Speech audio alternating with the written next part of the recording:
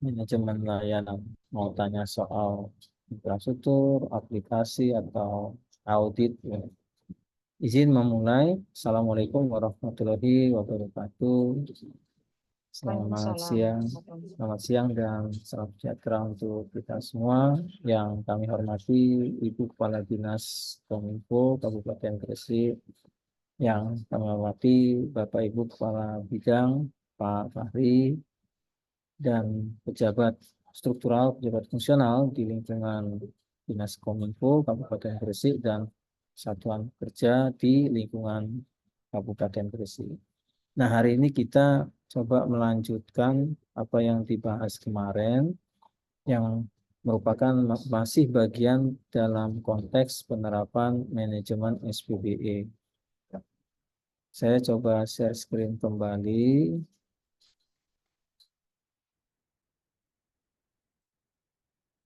Ya, sudah terlihat ya, Bu Fat, Bu, Bapak Ibu sekalian.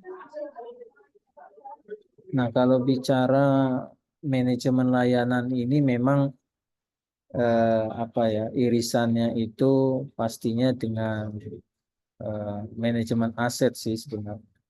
Jadi kalau kita bicara manajemen aset terkait perangkat keras, perangkat lunak, kalau kita melakukan penata kelolaan, penata usahaan, manajemen asetnya dengan baik, pastinya akan berdampak kemana? Ke layanan, gitu.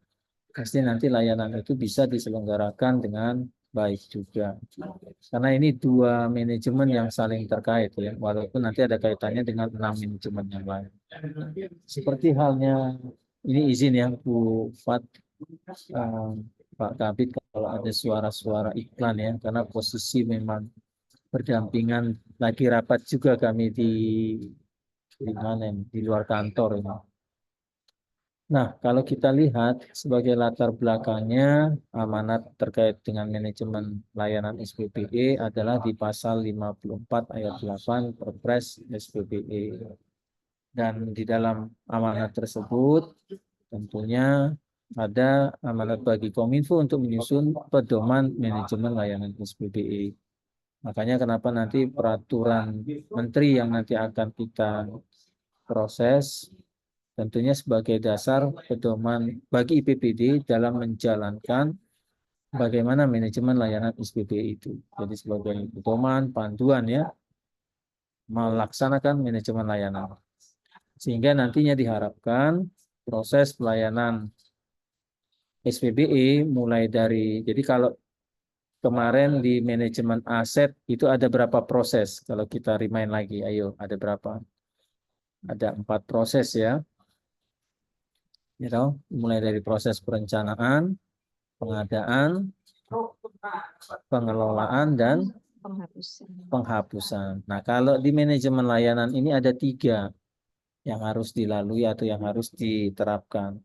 3 proses, yaitu proses pelayanan pengguna SPBE, proses pengoperasian layanannya, dan proses pengelolaan aplikasi SPBE. Nah, proses pengelolaan aplikasi SPBE ini yang sebenarnya memang nanti ada kaitannya dengan penerapan SDLC, Software Development Lifecycle, berkaitan dengan membangun dan mengembangkan aplikasi SPBE. Manfaatnya, harapannya bahwa dengan penerapan manajemen layanan ini, pertama memberikan jaminan keberlangsungan layanan SPBE kepada pengguna layanan, tadi yang kita sebutin ya, sangat berpengaruh untuk mendukung berjalannya layanan yang baik. Kemudian meningkatkan kualitas layanan SPBE kepada pengguna layanan yang nantinya tidak hanya berkualitas tapi responsif, adaptif, dan berorientasi kepada pengguna. Jadi user centric. Kemudian memastikan terkelolanya setiap proses manajemen layanan SPBE dengan baik. Tadi ada 3 proses. Nah, ruang lingkup yang diatur dalam peraturan Menteri Kominfo nanti kurang lebihnya juga mirip dengan yang manajemen aset. Karena memang ke depan atau arahan dari pimpinan kita, Bapak Ibu ya, nanti 2 manajemen ini digabung dalam satu peraturan Menteri, Bu Fat. Ya, akan Pak Fahri akan digabung. Jadi dia tidak terpisah dalam dua peraturan ini, tapi digabung dalam satu kebijakan terkait dengan manajemen aset dan manajemen layanan. Makanya dalam ruang lingkupnya juga sama sih, bicara masalah kerangka penyelenggaraannya, struktur penyelenggaraan manajemen layanan, proses manajemen layanan SPBE-nya, dan bagaimana pemantauan evaluasi manajemen layanannya. Nah, lagi-lagi kalau tadi kemarin teman-teman Diskominfo Kabupaten Gresik mau menyusun kebijakannya, setidaknya minimal ruang lingkupnya jadi sama dengan yang diatur di kebijakan nasional. Next. Nah, sekarang kita lihat dari sisi kerangka kerja manajemen aset TIK. Kita juga buat sama, ini manajemen aset ya, ini sebenarnya manajemen layanan, nih, salah ketik ya. Nanti saya ubah ini, manajemen layanan ini, SPBE. Ada persyaratan regulasi dan ada persyaratan standar. Yang tentunya kalau persyaratan regulasi kita melihat aturan-aturan terkait, baik itu yang ada di Perpres SPBE, di peraturan perundang-undangan terkait dengan pelayanan publik, peraturan pemerintah terkait penyelenggaraan sistem dan transaksi elektronik (STE), ada lagi peraturan perundang-undangan terkait dengan pelindungan data pribadi. Nah, ini penting ya, karena dalam hal nantinya instansi pemerintah memberikan layanan berbasis elektronik, pasti nanti akan memuat data-data elektronik yang bersifat pribadi. Betul kan? Nah, sekarang sudah ada nih undang-undang data pribadi. Nah, yang penting untuk diperhatikan. Jangan sampai nanti layanannya sih baik sih, tapi ternyata nanti data yang terkumpul, data yang dihasilkan dari layanan tersebut, khususnya terkait data pribadi ini, bocor kemana-mana misalnya. Ini makanya masuk ke dalam hal dari sisi regulasi yang perlu diperhatikan.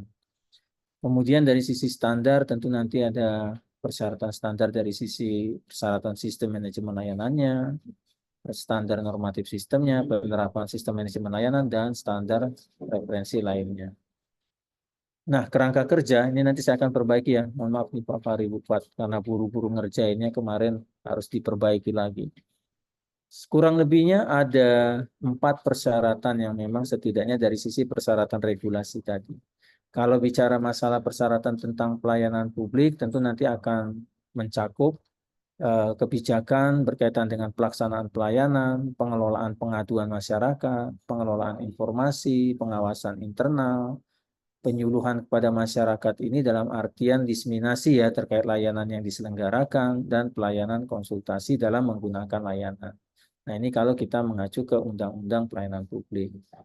Kemudian kalau kita mengacu lagi ke kebijakan terkait dengan pelayanan publik, ada standar pelayanan publik yang harus dipenuhi. Nah, ini bisa menjadi acuan kan?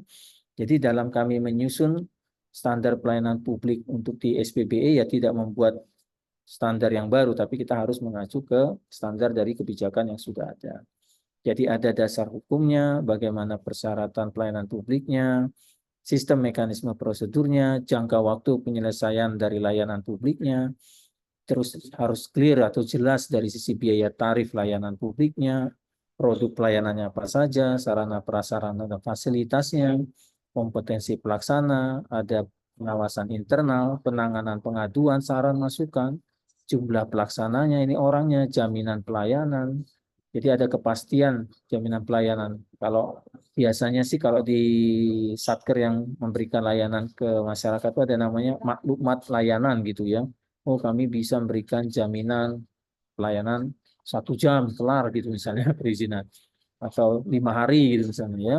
Nah, kemudian jaminan keamanan, keselamatan pelayanan. Jadi komitmen berikan rasa aman, bebas dari bahaya dan risiko keraguan-keraguan, dan evaluasi kinerja.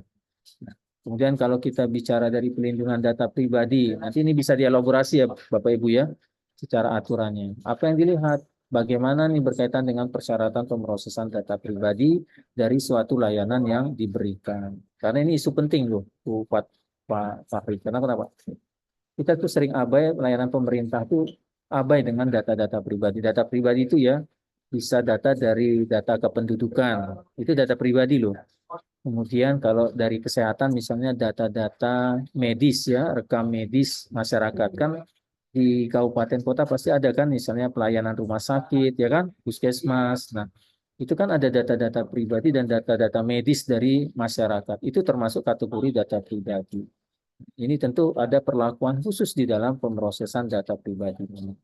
Kemudian kewajiban pengendalian data pribadi dan prosesor data pribadi dalam pemrosesan data.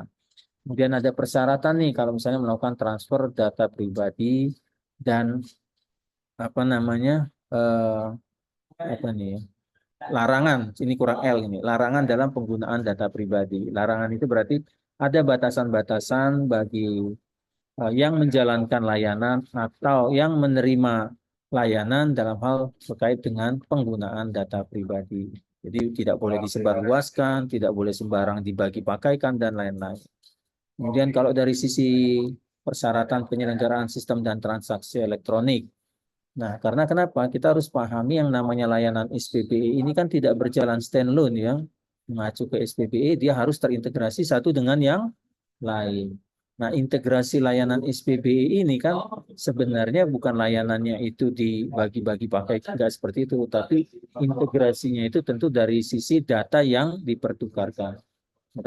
Jadi kalau layanan berbasis elektronik, tentunya nanti berjalan dengan aplikasi yang dibangun dikembangkan. Nah, tentunya layanan yang berjalan ini pasti akan menghasilkan memuat data informasi elektronik. Tentu integrasi layanan ini dalam kaitannya sebenarnya membagi pakaikan atau menginteroperabilitaskan data yang berjalan di layanan tersebut. Nah, itulah kenapa di persyaratan di PSTE, penyelenggaraan sistem dan transaksi elektronik ini di PP 71 ya, ada syarat kewajiban memenuhi persyaratan minimum dalam mengoperasikan sistem elektroniknya. Kemudian kewajiban melakukan pendaftaran sistem elektroniknya, ini aplikasi yang diselenggarakan. Kewajiban melakukan pengamanan komponen sistem elektronik dan melakukan uji kelaikan sistem elektronik sebelum dijalankan, dioperasionalkan. Kemudian kalau dari sisi SPBE, nah kalau dari sisi SPBE, persyaratan regulasinya itu tadi, yang pertama memuat 3 proses dalam pelaksanaan manajemen layanan, mulai dari proses pelayanan pengguna, proses operasionalisasi layanan, dan proses pengelolaan aplikasi. Di luar ini, ada persyaratan lain yang harus diperhatikan terkait dengan arsitektur SPBE, bahwa setiap layanan SPBE yang diselenggarakan instansi pusat dan daerah itu sudah tercantum atau termuat di dalam arsitektur layanan SPBE-nya. Lagi-lagi ya, seperti kemarin kan kita sampaikan ya, manajemen aset, perangkat keras, perangkat lunak. Nah, itu kan harusnya nanti termuat, terdaftar, tercantum di dokumen arsitektur SPBE di instansi, yaitu untuk domain infrastruktur dan domain aplikasi. Seperti halnya itu, di layanan pun juga harus termuat, Bu Fat, Bapak Ibu sekalian. Misalnya Kabupaten Gresik itu ada 10 atau ada 20 layanan ya. Nah, layanan ini kan bisa dibagi ya. Nah, kalau boleh tanya nih, dalam konsep SPBE, layanan itu ada berapa jenis atau berapa kelompok? Kelompok besarnya. Ini bukan nguji ya. 2, Pak. 2, pinter. Ibu Pat pasti udah paham. Kalau orang tata kelola udah paham. Nah, apa itu? Pasti nanti ada layanan publik kan, berbasis elektronik, ada layanan administrasi pemerintahan. Nah, jadi nantinya di dalam dokumen arsitektur SPBE di Kabupaten Gresik itu sudah bisa teridentifikasi. Oh, Kabupaten Gresik ini punya 20 layanan. Dari 20 itu ternyata 15 mungkin lebih ke layanan publik yang digunakan masyarakat. 5 yang layanan administrasi pemerintahan yang digunakan oleh ASN. Nah, ini harus terdefinisi di dokumen arsitekturnya tadi. Kemudian layanan SPBE yang dilakukan secara elektronik itu dihasilkan melalui aplikasi SPBE yang mengakomodir fungsi-fungsi untuk menghasilkan layanan tersebut. Nah, kalau kita kaitkan tadi dengan dokumen arsitektur, tentunya nanti di dalam domain layanan ini akan tergambar Bapak Ibu. Jadi kalau ada 20 layanan tadi ya, ada 15 contoh lah ya, layanan publik, 5-nya layanan administrasi pemerintahan.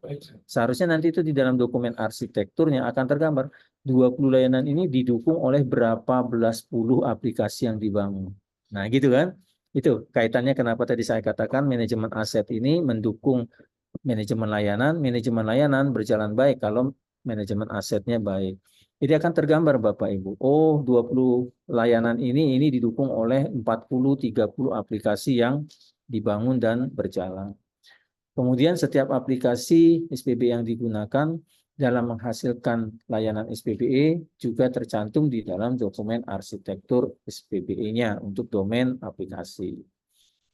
Nah, pertanyaannya, sampai sejauh ini tadi kita bahas kemarin dan sekarang, apakah dokumen arsitektur di Kabupaten Gresik ini sudah disusun, sudah ditetapkan? Harusnya sudah. Kalau tadi Bu Fat bilang 5 semua, Pak, kami kematangan. Oh, berarti harusnya sudah disusun sih. Berarti sudah ya Bu, kalau 5 semua itu asumsinya sudah Sudah, ditetapkan Pak. dan Cuman masih belum to be, masih as.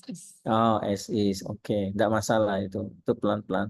Tapi setidaknya semua layanan yang tadi diselenggarakan, semua aplikasi yang dibangun, dikembangkan atau digunakan itu sudah tercantum di dokumen arsitekturnya, Bu.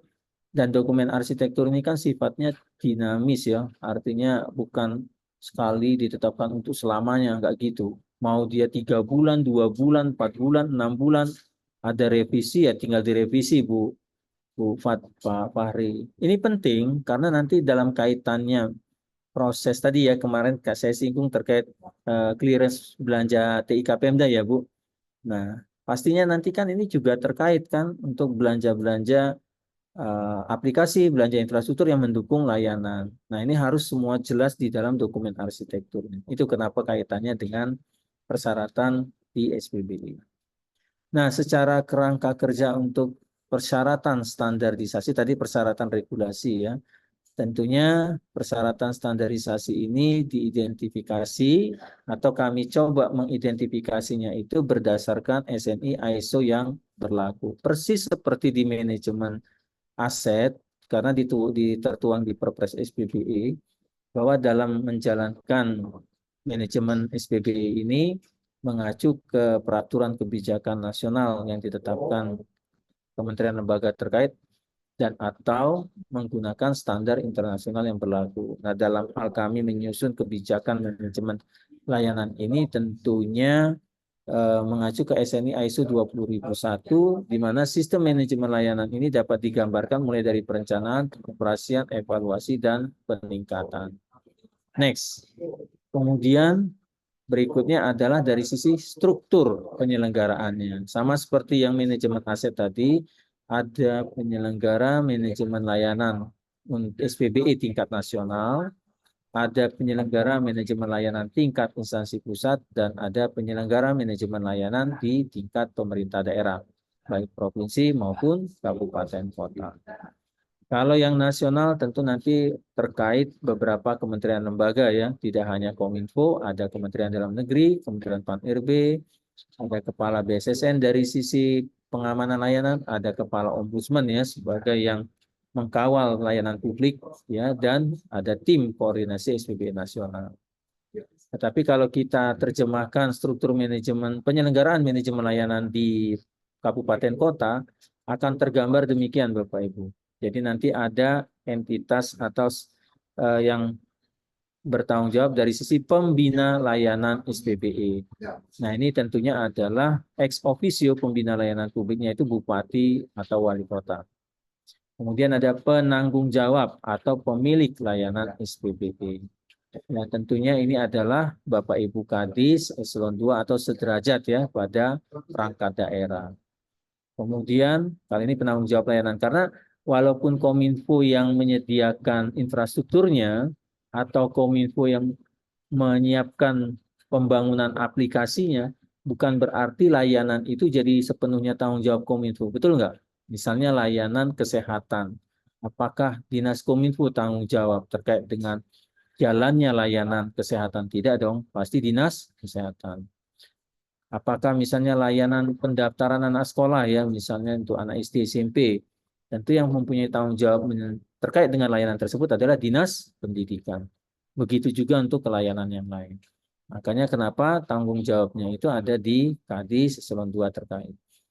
Nah, tetapi pelaksana layanan SPBE-nya, nah pelaksana layanannya ini tentu nanti dilakukan oleh kepala bidang terkait atau pejabat eselon 3 yang sederajat ya.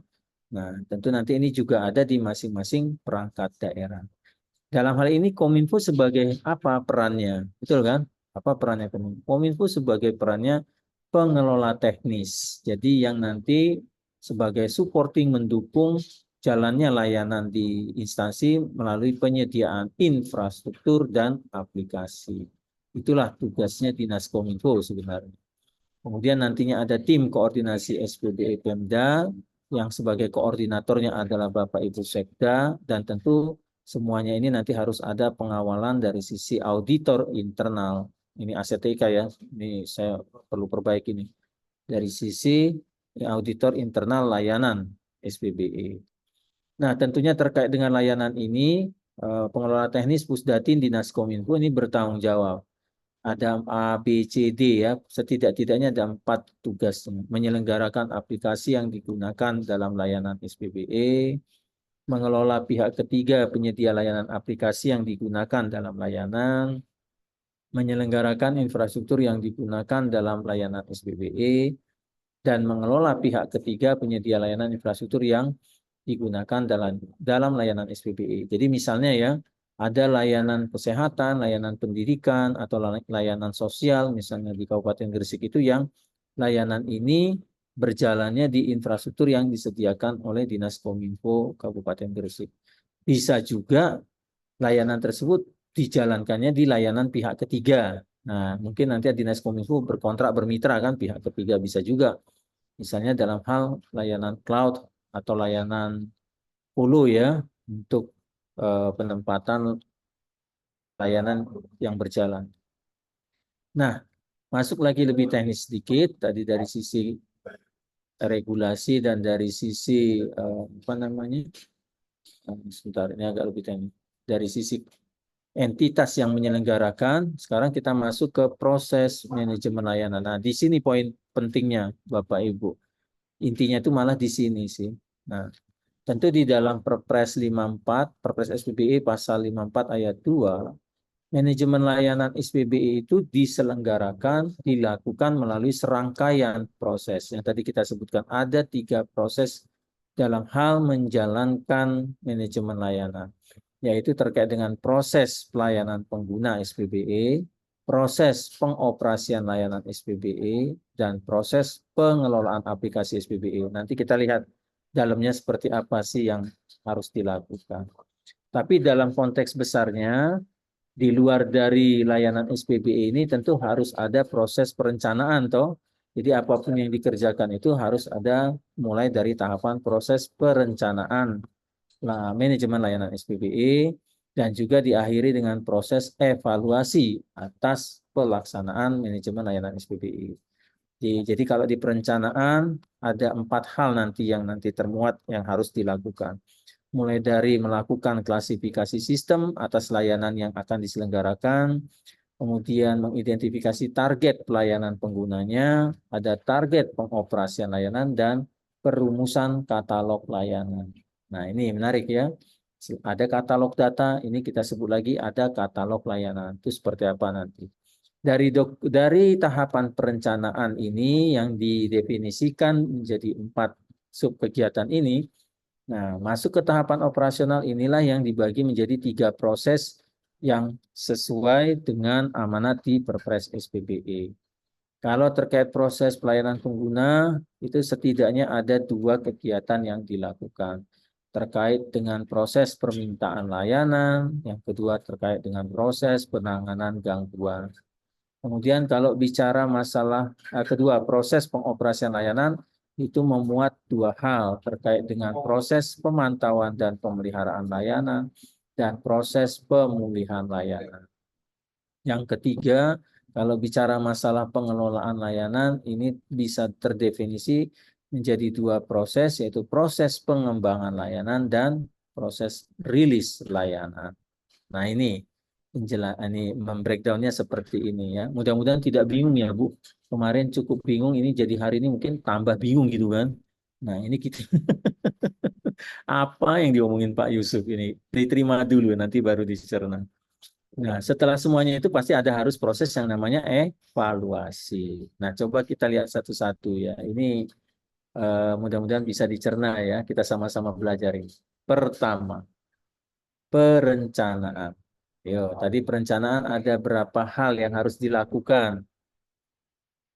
Ada 4, mulai dari klasifikasi sistem, ya, target pelayanan pengguna, target pengoperasian, dan perumusan katalog pelayanan. Nah, sekarang kita lihat perencanaan poin 1, klasifikasi sistem. Klasifikasi sistem menjadi dasar penentuan target pelayanan pengguna dan target pengoperasian layanan.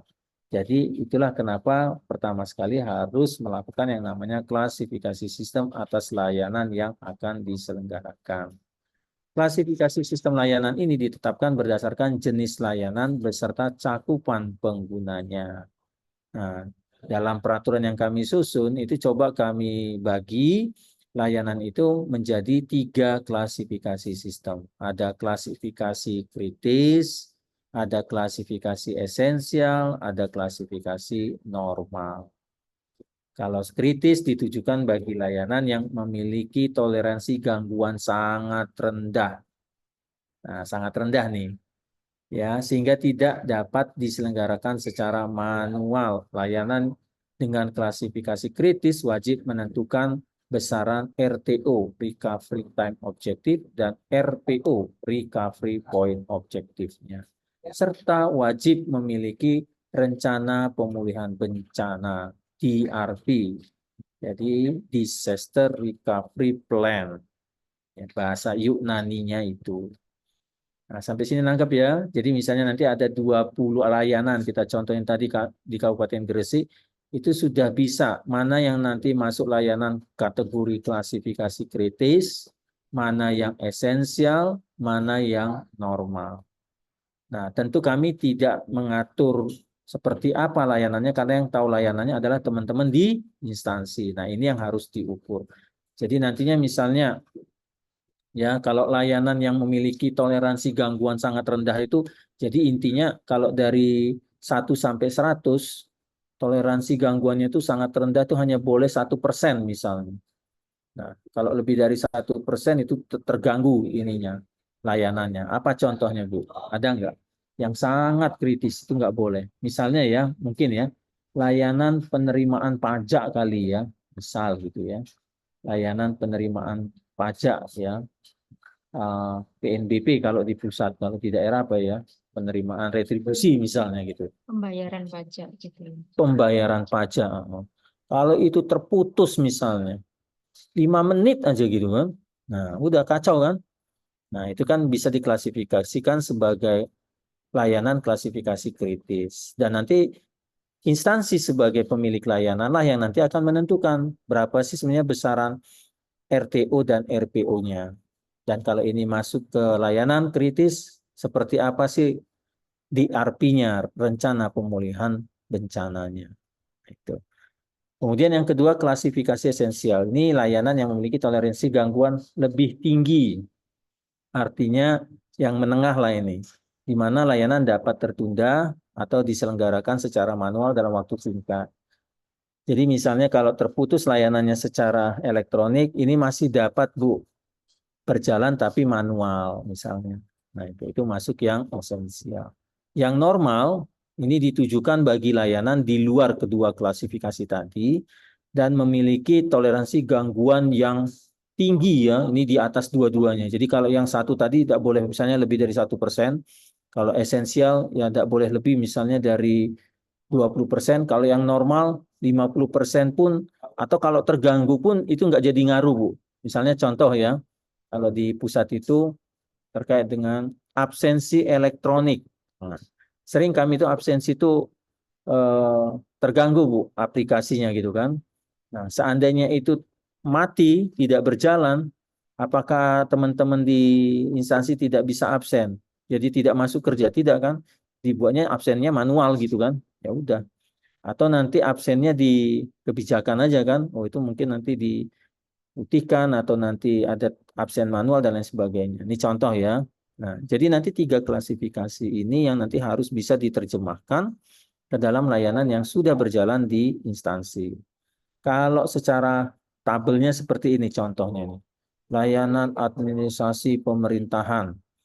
Kategori layanannya kan tadi kan ada 2 kan, publik dan administrasi pemerintahan. Basis aplikasinya, oh ini apakah dia umum ataukah dia khusus.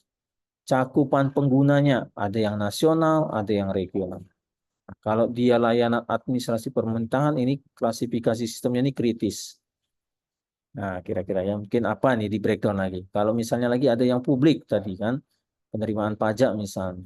Karena ini nasional atau regional, misalnya di kabupaten kota, tapi ini jadinya kritis karena berdampak pada PAD. Kalau misalnya ada lagi layanan administrasi pemerintahan, aplikasi khusus, cakupannya instansi, dia normal gitu ya. Tadi contohnya misalnya aplikasi atau layanan terkait dengan absensi elektronik. Ini contoh. Nah ini yang bisa harus diidentifikasi Bu, dari sisi klasifikasi sistem. Kemudian yang kedua, perencanaan yang kedua adalah target pelayanan pengguna. Jadi di sini ada penetapan target pelayanan pengguna sebagai dasar evaluasi kinerja pelayanan pengguna yang mencakup dua hal, target pemenuhan layanan dan target penanganan gangguan. Tadi kalau sudah diterjemahkan klasifikasi sistemnya, baru nanti dilihat nih kelompok layanan, misalnya ada akun layanan, hosting, infrastruktur, perangkat perkantoran, macam-macam ini ya, video conference, ini contoh aja nih, deskripsinya ini, target pemulihan layanan, ini yang harus menentukan adalah si pemilik layanan. Jadi bukan dari peraturan Kominfo, Bu, karena biasanya terkadang beda-beda sih, layanan yang satu dengan layanan yang lain, itu tiap instansi beda dalam menentukan target pemenuhan layanannya. Nah ini kebijakan yang nanti memang harus ditentukan di instansi. Ini contoh ya, kalau akun layanan kurang dari tiga waktu ini, mungkin 3 hari maksudnya, 3 hari. Tapi kalau yang terkait dengan infrastruktur, nah ini 3 hari. Dukungan perangkat lunak ini kurang dari 1 hari target pemenuhan layanannya. Ya. Kemudian kalau lihat dari sisi prioritas penanganan gangguan. Nah ini ya, prioritas penanganan gangguan ini kita bagi menjadi 6 level. Ini contoh ya, 6 level ini. P1, P2, P3, P4, P5, P6 dan seterusnya ya. Ini prioritas penanganan gangguan. Kalau P1 itu target waktu tanggapnya itu kurang lebih 15 menit. Waktu penyelesaiannya kurang dari 12 hari ya, 12 jam atau 12 menit ya. Ini waktunya nanti akan disesuaikan. Nah, ini berarti yang sangat kritikal nih kalau P1. Kalau P2, waktu tanggapnya jadi sejak diterima adanya gangguan atau pengaduan, kurang 30 menit harus direspon dan waktu penyelesaiannya kurang dari 24 jam. Kalau P3, ini 1 jam, target waktu penyelesaiannya 36 jam. Kalau P4, kurang dari 1,5 hari mungkin ini ya. Nah, target waktunya 48 jam dan seterusnya dan seterusnya. Nah, ini diidentifikasi sesuai dengan prioritas penanganan gangguan. Kalau kita kaitkan dampaknya dengan prioritas penanganan gangguan, akhirnya jadi akan seperti ini. Ada dampaknya mayor, ada dampaknya minor. Layanannya apa saja? Di breakdown lah tadi. Oh, ini layanan ini, layanan ini. Jadi kalau ini prioritasnya P1, ini P2 esensial, kalau normal dia P3. Nah, diidentifikasi demikian Bapak Ibu. Sehingga nantinya 20 layanan, ini contoh ya, yang ada dan berjalan di satu instansi itu akan tergambar mana yang masuk kategori prioritas penanganan gangguan 1, mana yang 3, mana yang prioritasnya 6. Dan tentu nanti berapa target pemenuhan waktu penyelesaiannya. Nah, ini ditentukan di dalam tabel ini. Nah, ini harus teridentifikasi. Pertanyaannya pernah nggak dibuat seperti ini, Bu? Berkaitan dengan layanan yang ada. Atau belum Mbak. semua? Belum ya? Nah, itulah yang disebut dengan manajemen layanan. Sehingga nanti akan tahu, oh layanan ini harusnya SLA-nya target penyelesaian waktunya kalau ada gangguan sekian hari, sekian jam. Nah, itu. Lanjut ya. Sekarang ada target pengoperasian layanan, bagian yang ketiga dari perencanaan. Ini adalah penetapan target pengoperasian layanan sebagai dasar evaluasi kinerja pengoperasian layanan. Bersifat melekat pada masing-masing aplikasi penyelenggara layanan, di mana atribut kinerjanya mencakup, nah, ada yang disebut dengan klasifikasi sistem, tadi sudah dijelaskan, ada target ketersediaan, dan ada target keberlangsungan. Nah, tentunya target ketersediaan, target keberlangsungan ini berkaitan dengan besaran RPO dan RPO tadi ya yang ditetapkan oleh pemilik layanan. Tentu nantinya penanggung jawab atau pemilik layanan yang menetapkan target pengoperasian layanan. Nah, ini dia tadi. Contoh lagi nih digambarkan. Jadi kalau layanan ada perizinan online, penyedia layanannya DPM PTSP misalnya. Klasifikasinya, oh ini kritis. Nah, kalau ketersediaannya berarti layanan itu harus tersedia itu 95%. Ya, tidak boleh kurang dari itu. RTO-nya 1 hari, RPO-nya 1 hari. Jadi target ketersediaan layanan itu hitung-hitungannya seperti ini. Ada komitmen ketersediaan layanan, dikurangi downtime. Jadi berapa sih downtime toleransi yang dibolehkan untuk layanan tersebut dibagi komitmen ketersediaan layanan. Nah ini contoh lah ya, keluarlah angka misalnya 95%. Jadi komitmen ketersediaan layanan ini 100%, misal contoh. Downtime-nya berapa kira-kiranya untuk layanan perizinan online? Oh ini nggak boleh lebih dari 5%. Sebutin aja nih misalnya 3%. Nah, jadi nanti target ketersediaan atas layanan tersebut itu harus di atas 95%. Ini contoh. Ini jadi komitmen dalam hal nantinya instansi menjalankan layanan. Nah, terkait dengan besaran-besaran ini kembali lagi, ini memang sepenuhnya apa istilahnya itu ditentukan oleh si pemilik layanan. Jadi di aturan Kementerian Kominfo itu tidak mengatur sampai menentukan kalau layanan ini harus berapa jam. Tidak demikian ya Bapak Ibu ya. Karena setelah kami lihat dari banyak yang berjalan di KL, terutama di pusat, itu masing-masing membuat penentuan kebijakan terkait ketersediaan, target penanganan gangguan, dan lain-lain itu berbeda-beda. Jadi kita buat satu panduan yang memang menjadi dasar yang sama untuk bisa diterapkan di seluruh IPPT. Kemudian layanan yang termasuk dalam klasifikasi sistem kritis harus menentukan target keberlangsungan berupa RPO dan RTO-nya. Sehingga nanti itu untuk menunjang kegiatan pemulihan layanan dalam kondisi terjadinya bencana. Nah, penjelasannya ya, RPO itu menentukan tingkat toleransi hilangnya data sejak terjadinya bencana yang berdampak pada operasional layanan. Jadi kalau terjadi gangguan, ada banjir kah, kebakaran kah, gempa kah, apapun itu, nah layanan yang tadi klasifikasinya kritis itu harus ada tingkat RPO-nya. Sehingga nanti pada saat layanan terputus, ada data, berapa sih toleransi hilangnya data yang di layanan tersebut. Kalau RTO itu menentukan tingkat toleransi tidak beroperasinya layanan sejak terjadinya bencana. Nah, jadi kalau misalnya tadi ya, kejadiannya jam 5 pagi, nah ini harus bisa toleransinya, operasinya itu tetap berjalan atau bisa berjalan 1 jam misalnya. Jadi jam 6 itu harus sudah berjalan layanannya. Nah, ini dalam RPO itu telah ditetapkan maksimal 1 hari atau kurang dari 24 jam ya, bukan waktu ini. Maka data terakhir yang harus tersedia dalam bentuk backup adalah per posisi yang hari kemarin. Nah itu. Kalau RTO-nya ditetapkan maksimal 1 hari atau kurang dari 24 jam, maka layanan harus dapat kembali beroperasi normal dalam 1 hari mendatang. Ini contoh ya. Nah, hal-hal ini yang sebenarnya perlu diatur oleh masing-masing instansi Bapak Ibu, dan ini menjadi komitmen di instansi tersebut dalam menjalankan layanan. Nah, yang keempat dari perencanaan adalah melakukan perumusan katalog layanan. Jadi nantinya katalog layanan berisikan atau merupakan referensi informasi utama bagi pengguna layanan untuk mendapatkan akses informasi atas layanan yang tersedia. Nah, ini penting.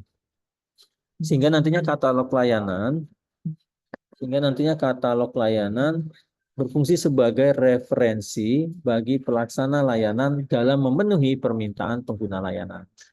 Nah, artinya nantinya dari 20 layanan misalnya yang berjalan di satu instansi itu ada 20 katalog layanan.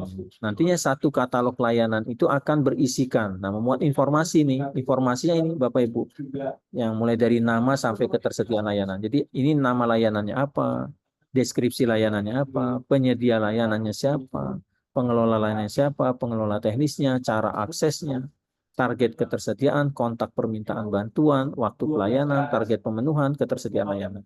Sehingga nantinya pengguna, baik itu publik ataupun ASN, itu akan tahu, oh untuk layanan tadi ya mendapatkan layanan hosting atau hulu di Pusdatin atau di Dinas Kominfo misalnya.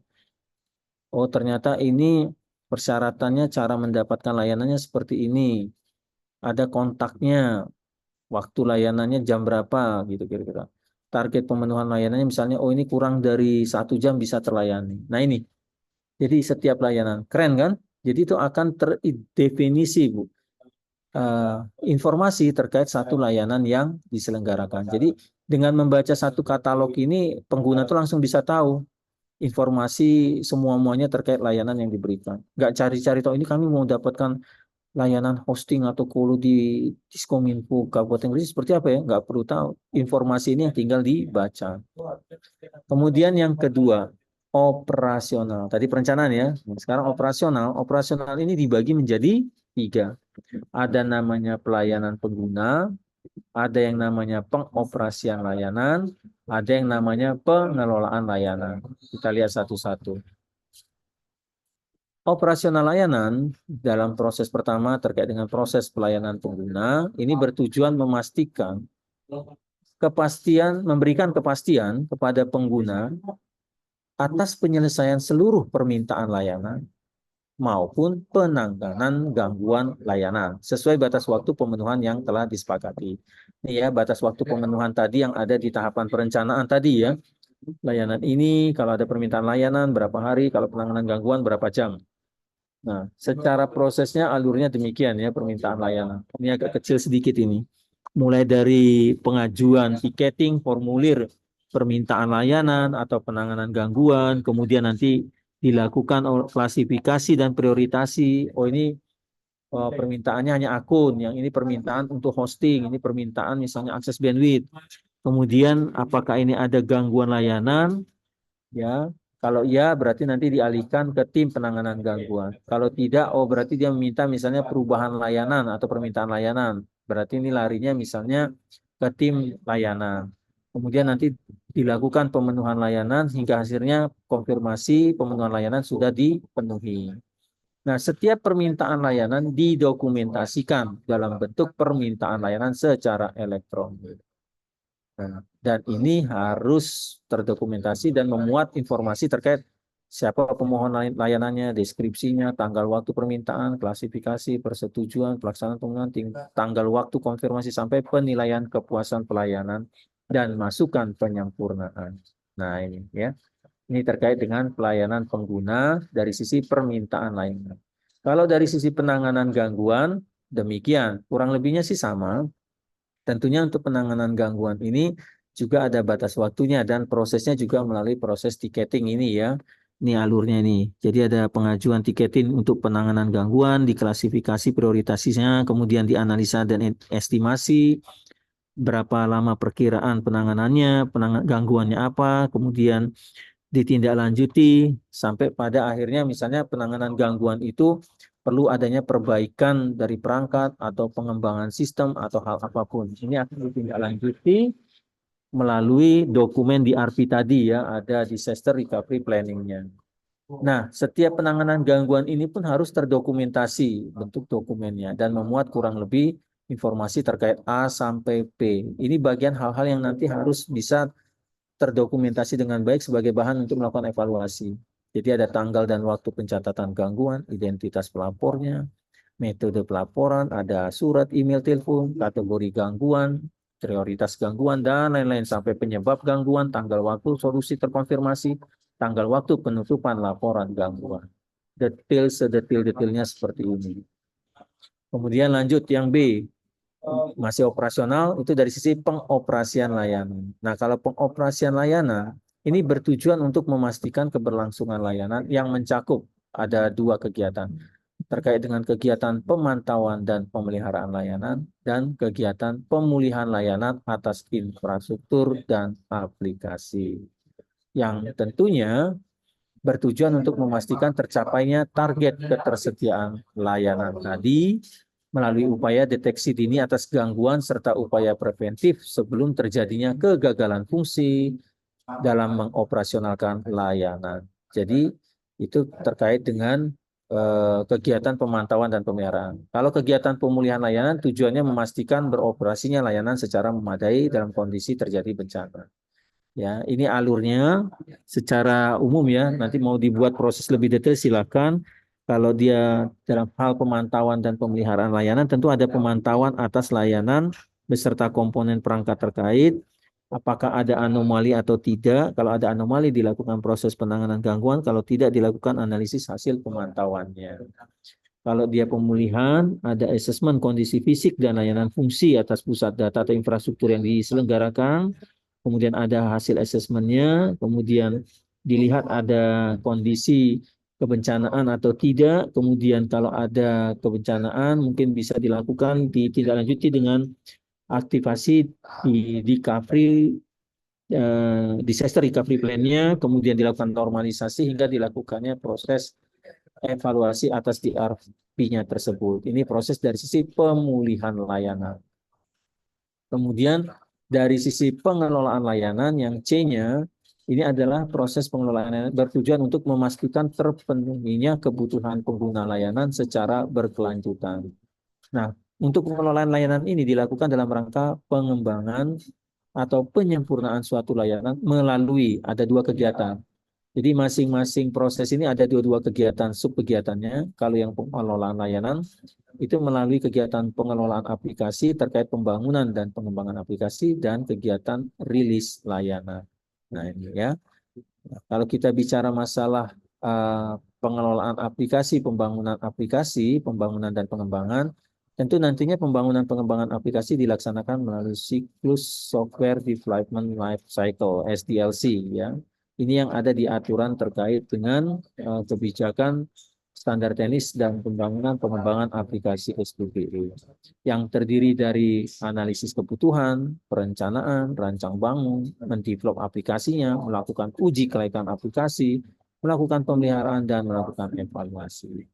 Dalam hal pembangunan pengembangan aplikasinya tentu mempertimbangkan kebutuhan atau rencana pengembangan layanan dari penyedia layanan. Tadi ya kita sampaikan kemarin, misalnya nanti ada layanan baru atau ada pengembangan satu layanan. Nah, tentu itu harus didukung oleh aplikasi maupun infrastruktur. Kalau dari sisi aplikasi dilihat apakah aplikasi yang saat ini berjalan itu sudah mampu memberikan layanan yang akan dikembangkan atau tentunya harus ada kustomisasi pengembangan lebih lanjut dari aplikasi tersebut. Sangat mungkin.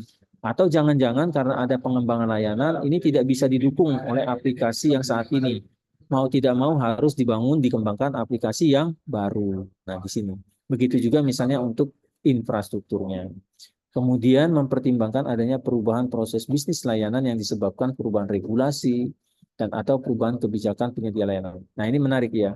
Jadi bukan hanya dari sisi adanya kebutuhan, tapi ada kebijakan baru, entah itu kebijakan yang sifatnya instansi atau kebijakan secara nasional yang mengharuskan satu instansi itu merubah proses bisnis layanan yang sudah berjalan. Nah, tentu ini menjadi dasar juga kan dalam hal misalnya, oh ini sebaiknya kita membangun baru atau mengembangkan aplikasi yang sudah ada.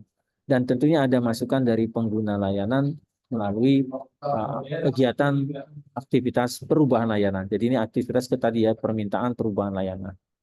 Kemudian yang kedua terkait dengan pengelolaan layanan ini adalah berkaitan dengan rilis layanan.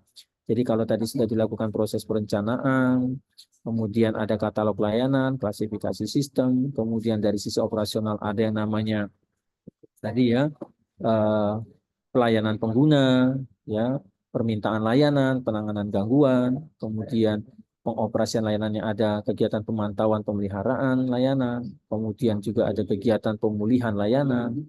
Nah, tentunya nanti di rilis layanan ini merupakan bagian dari hal-hal yang dievaluasi atas proses-proses sebelumnya. Sehingga nantinya kalau ada layanan baru atau layanan yang dikembangkan, nah tentu harus ada rilis layanannya. Dan rilis layanan ini merupakan implementasi atas hasil kegiatan pembangunan pengembangan aplikasi di proses sebelumnya ya, sehingga tersedia untuk diakses oleh pengguna layanan secara terkendali tanpa berdampak pada kendala layanan. Jadi rilis layanan dilakukan dalam hal ya, nah terjadinya perubahan layanan sebagai hasil pengembangan layanan. Perubahan dalam konfigurasi infrastruktur. Bisa juga karena perubahan dokumentasi layanan. Ya, ini berkaitan juga ya dengan tadi ya, adanya perubahan proses bisnis dan lain-lain sebagainya. Dan yang terakhir adalah berkaitan dengan evaluasi dan pelaporan penyelenggaraan manajemen layanan SPBE. Secara normatif kebijakannya, tentu proses evaluasi dan pelaporan penyelenggaraan manajemen layanan ini dilakukan terhadap 3 proses tadi. Evaluasi terhadap proses pelayanan pengguna, evaluasi terhadap proses pengoperasian layanan, dan evaluasi terhadap proses pengelolaan aplikasi. Dan periode atau ruang lingkup evaluasinya itu ada evaluasi internal dan evaluasi eksternal. Kalau internal itu dilakukan secara mandiri oleh instansi, paling sedikit 2 kali dalam setahun. Kalau eksternal dilakukan oleh tim koordinasi SPBE nasional, paling sedikit 1 kali dalam 1 tahun. Dan tentunya tahapan evaluasi ini nanti akan menghasilkan laporan evaluasi pelaksanaan manajemen layanan. Paling sedikit memuat 3 hal. Rekapitulasi hasil evaluasi seluruh tahapan, proses, dan aktivitas pelayanan manajemen layanan, kemudian memuat analisis atas faktor penentu yang mempengaruhi pencapaian target, dan berkaitan dengan rencana tindak lanjut atas hasil evaluasi. Dan ini penting ya, ini berkaitan dengan penilaian indikator atas penerapan manajemen layanan. Next, kita sedikit akan singgung seperti halnya tadi manajemen aset untuk manajemen layanan dari sisi evaluasi indeks SPBE. Masuk ke dalam domain manajemen SPBE untuk aspeknya ada di indikator 28. Kalau kemarin indikator 24, kalau layanan ada di tingkat kematangan penerapan manajemen layanan.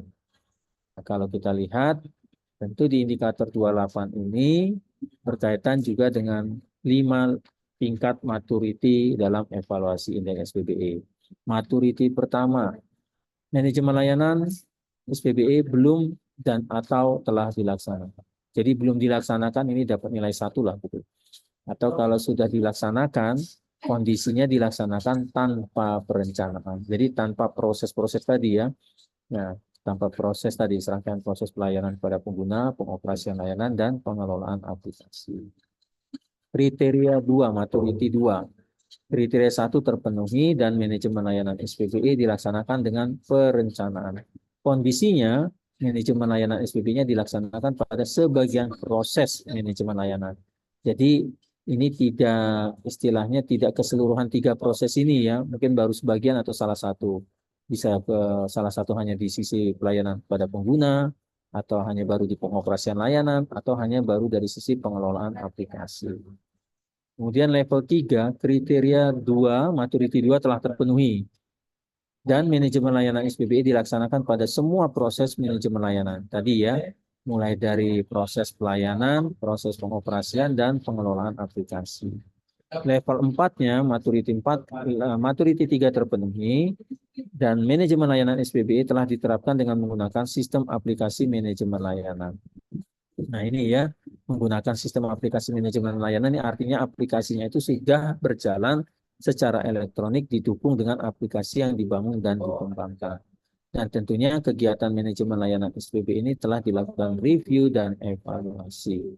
Dan kriteria kelima, kriteria 4 terpenuhi, hasil review evaluasi telah ditindaklanjuti melalui perbaikan manajemen layanan.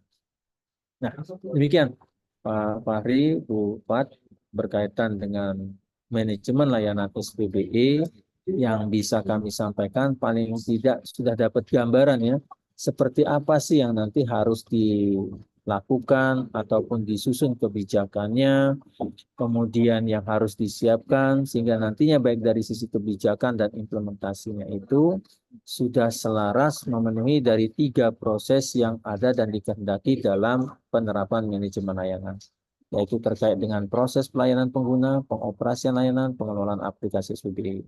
Namun, walaupun demikian, ada proses sebelumnya, yaitu di tahapan proses perencanaan, dan setelahnya dilakukan proses evaluasi. Demikian Pak Fahri, Bu Fatmawati yang bisa kami sampaikan, Bapak Ibu sekalian.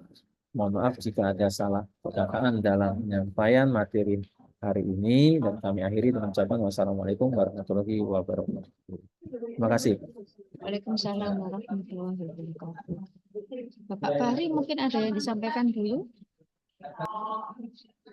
Ya, terima kasih Pak Yusuf atas pencerahannya. Mohon maaf saya tinggal karena juga ini tadi panggil Pak Kadi soal biasa Pak menjelang Lebaran Pak. Itu. Dan juga tadi saya juga barusan selesai ada acara dengan inspektorat Pak tentang MCP KPK sehingga ada apa ya beberapa hal yang bisa laporkan ke Bu Kepala Dinas. Jadi intinya kami Pak, apa yang sudah dilakukan oleh teman-teman di Kominfo di Kabupaten Gresik ini memang secara kemarin di tahun 2023 itu tingkat maturitasnya itu level berapa? Bapak? 4 ya? 3, 4, 5. 5. 5 malah Mbak.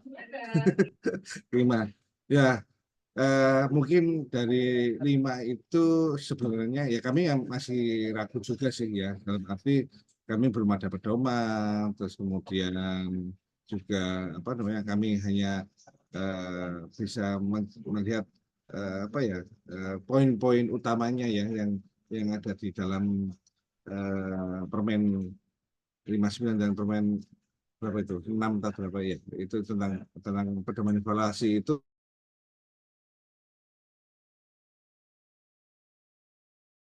kami melihat apa sih yang paling penting itu tenaga saat untuk pelaksanaannya itu terus kemudian kami ada aplikasi service desk kemudian ada evaluasi kemudian ada tindak lanjut dari evaluasi.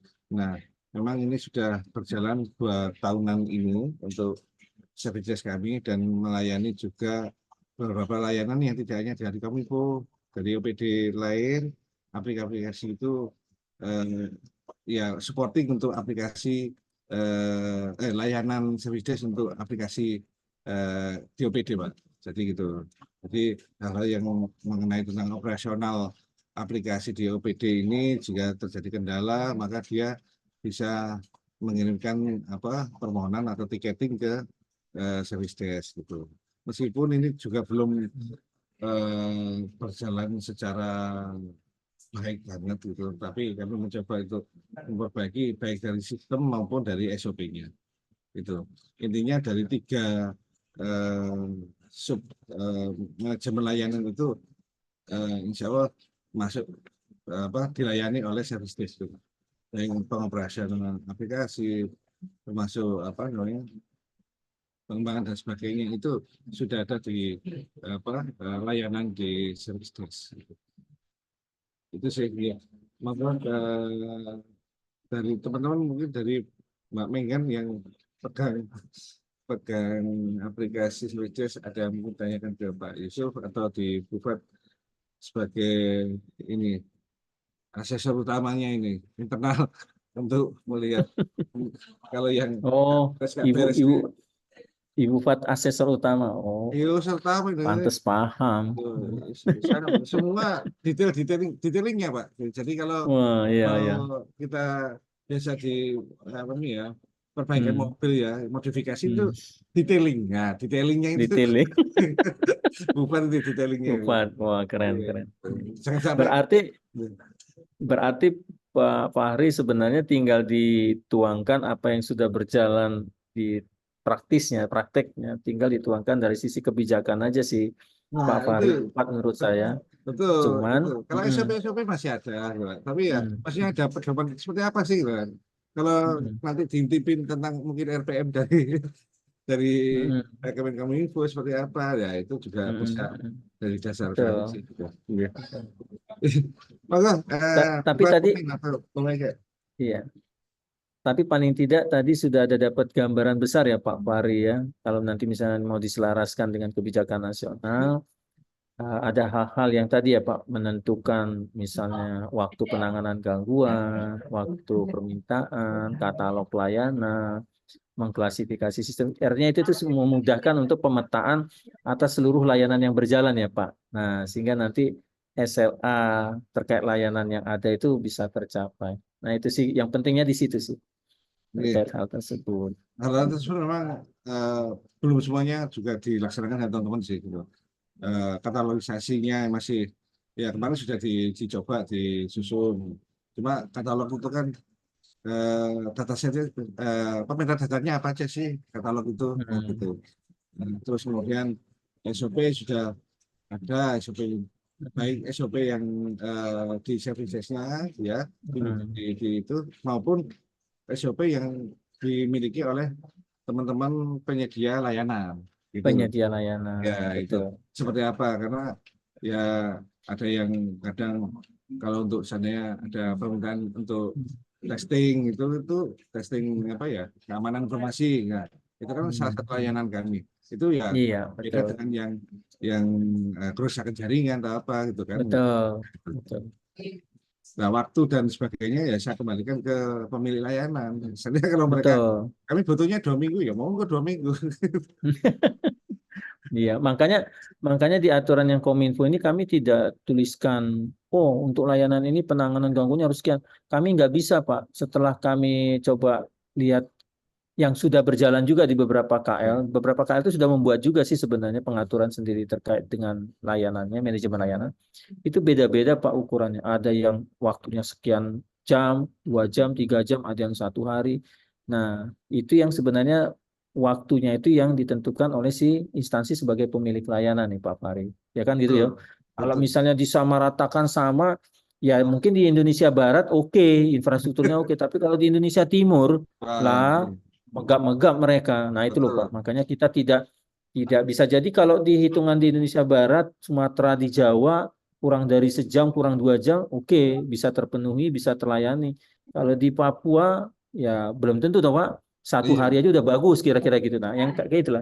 Itu Ya, adalah komitmen waktu pemberian layanan. Itu, iya. Pak. Dari distrik ke distrik itu aja kadang-kadang naik helikopter Pak, itu. Nah, itu dia. Nah, itu. Makanya kalau misalnya waktu itu mikir juga apakah Kominfo waktu itu nyusun kebijakannya harus nentuin sampai rigid ke waktu ya, Pak. Nggak Ya, mungkin kita bilang. Nanti akan sulit bagi daerah-daerah tertentu. ya, betul. Berarti menyesuaikan dengan kondisi lapangan gitu. Yang bisa Betul merasakan sekali, kan teman-teman sebenarnya gitu. Jangan teman-teman. jangan sampai namanya layak apa namanya yang sudah ditetapkan itu khususnya SOP-nya itu menjebak diri sendiri kan gitu Pak. Menjebak diri sendiri. Betul sekali, Pak. Nah, Nah, itu. itu kan misalnya di services juga kami masukkan juga batasan waktu Pak. Jadi kalau misalnya dia penyelesaiannya lebih dari itu kan akhirnya kan nilainya jelek Pak. Akhirnya Nilainya jelek, ya, betul. nilainya kan jelek gitu. Terus kami juga minta di sana juga kita minta juga anu apa sekalian survei lah. Berapa dikasih bintang berapa? Nggak hanya Gojek sama Grab aja Pak. Dikasih bintang 1, 2, 3, 4, 5. Tapi kami juga pas waktu penyelesaian dikonfirm oleh user ya dia bisa memberikan berapa penilaian terhadap layanan itu Iya. ya, sudah Istilahnya indeks kepuasan pasan ya. layanan atau masyarakat ya itu perlu Pak itu kalau dalam hal manajemen layanan itu perlu feedback bagi instansi sebagai penyelenggara layanan Pak. Tuh, selain selain ini ya Pak ya apa ukuran tadi waktu itu Waktu. sebagai salah satu apa ya cara kita untuk melihat kinerja kita ya, Betul, apakah nanti SOP-nya waktunya akhirnya ditambah karena memang ternyata betul, dari beberapa kejadian ternyata nggak bisa seperti itu berarti kan harus ada betul, mix-nya kan gitu Pak. betul, betul, betul, betul, betul, betul Pak. Ini Pak Fahri udah paham berarti manajemen layanan. Ya kurang lebih Kalau kalau nanti bagus di Gresik, saya bisa ambil contoh nanti kalau ada nah, teman-teman daerah lain ya. Ini nanti kalau contoh tuh sounding diberikan aja tuh contoh benchmark ke tuh Gresik. Hah? Iya, kadang-kadang saya kayak gitu loh, Pak. Misalnya ada yang bagus di kabupaten kota provinsi, enggak, ini harus jadi contoh nih. Istilahnya kalau bahasa Jawa kan getok tular loh, Pak. Coba betul, belajar ke sana gitu. Itu bagus proses manajemen layanan. Itu loh, Pak. ya. Ya kami maksa-maksa dikit sih Pak kadang-kadang gitu.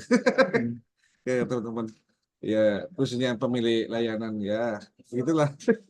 Siap, siap, siap. Baik, monggo Pak. Mudah-mudahan silakan kalau ada pertanyaan. Silakan, monggo. Iya, Ya, silakan, Pak. saya Monggo. izin bertanya Pak Yusuf. Silakan, Ini Ibu. begini, jadi ini kan nanti tiap layanan kita harus tentukan SLA-nya ya Pak ya.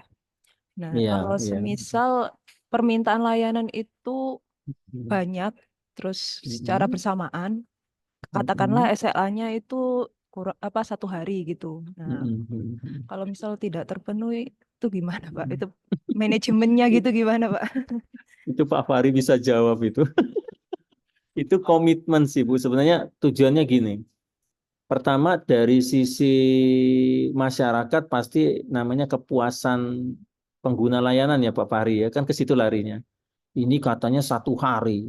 Kok ini kok lebih dari 2 hari nggak kelar-kelar. Ini contoh aja sih. Yang kedua sebenarnya itu menjadi trigger bagi instansi pemilik layanan untuk memberikan layanan yang terbaik toh. Kalau tidak ada ukurannya malah jadi nggak jelas Bu. Ini berapa hari. Jadi sebenarnya tidak ada sanksi yang demikian ya, kecuali nanti ada aturan dari Bapak Ibu Bupati gitu.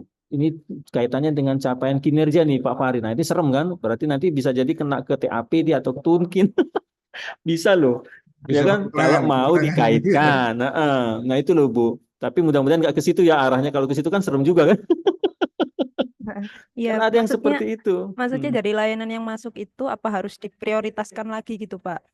Oh iya, tadi makanya kan dari misalnya ada 20 layanan, makanya kita harus bisa menentukan yang namanya klasifikasi sistem tadi loh Bu. Ada yang kritikal, ya kan, ada yang esensial, ada yang normal, sehingga itu kan menjadi komitmen kan.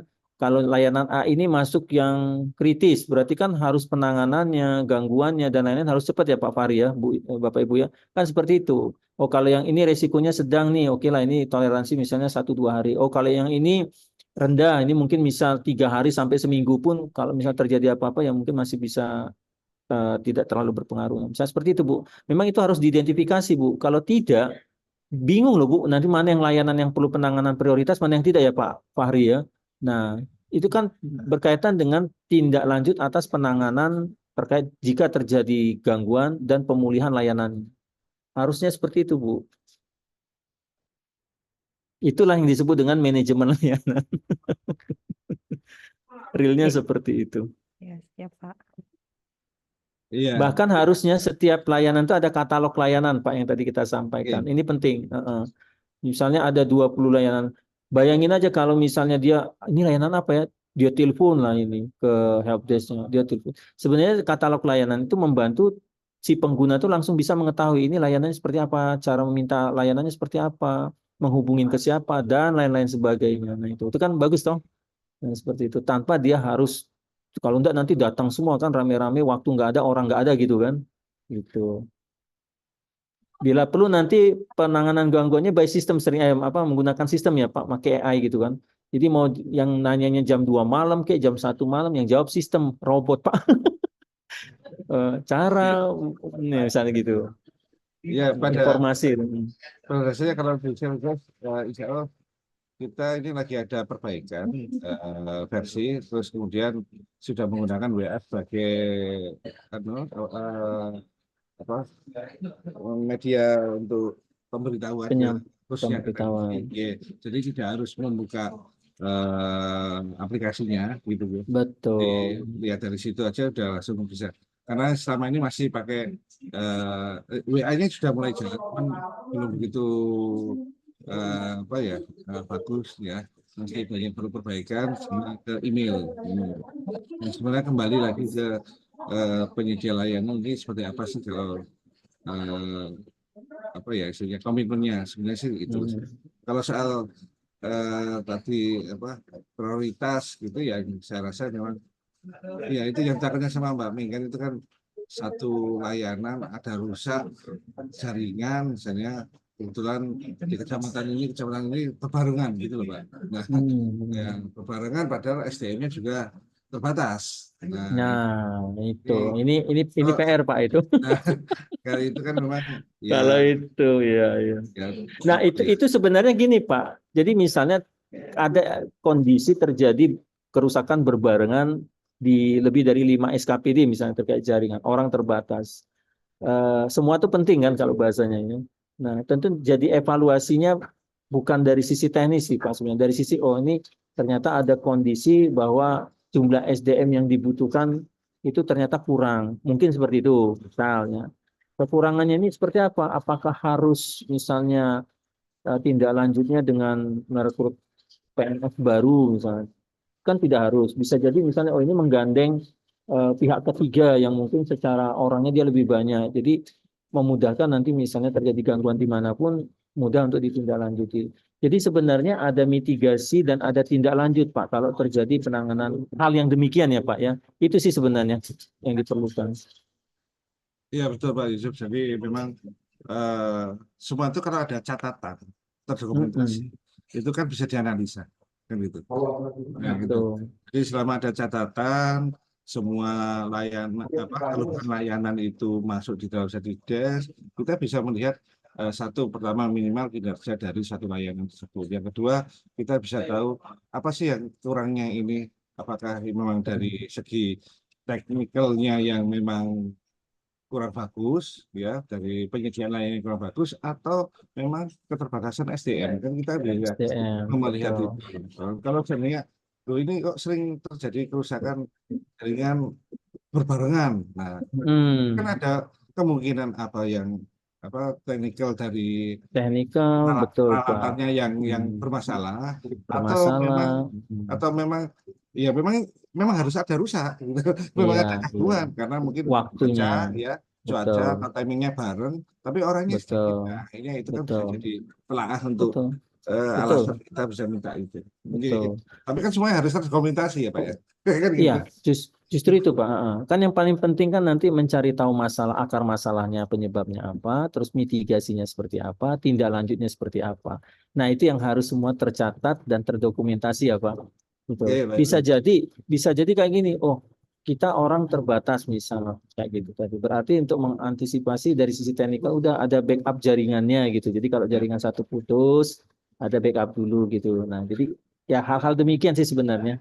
Yang namanya prioritisasi itu memang penting dan kalau ditanyakan prioritas pasti semua perangkat daerah bilangnya layanan kami semua ini prioritas semua gitu ya Pak.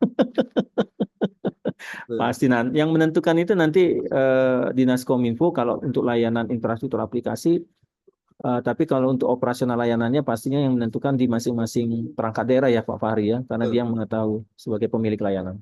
Oke, baik. Terima kasih Pak. Iya, betul, Pak. Sama-sama. Monggo ada lagi. Ini asesor utama gimana? Kalau saya pendamping asesor pusat Iya. Pak, Ya, pendamping saya asesor. di tim. Iya. Saya Cuman memberi kesempatan pada Mbak Zeni dulu Pak Fahri. Oh, monggo Bu Seni. Ini yang pegang ini Pak, SDLC, aplikasi. oke. Ya, silakan layanannya. Terima kasih ya Pak. Tadi kan diinformasikan tentang persyaratan PSTE ya. Nah, PSTE ini apa? Terus di situ ada persyaratannya kalau mendaftar sistem elektronik. Nah, ini aplikasi apa aja Pak yang didaftarkan? Terus gimana caranya? Nanti bisa dijelaskan. Terus yang kedua, kemarin itu kan diinformasikan kalau untuk manajemen aset membuat dokumen peta rencana dulu, kemudian dokumen rencana strategis. Sedangkan di SDLC itu ada dokumen analis kebutuhan. Nah, untuk penyusunan dokumen analis kebutuhan ini posisinya di mana Pak?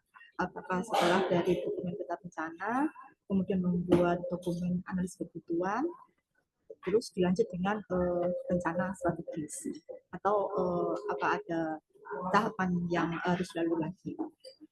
Terima kasih.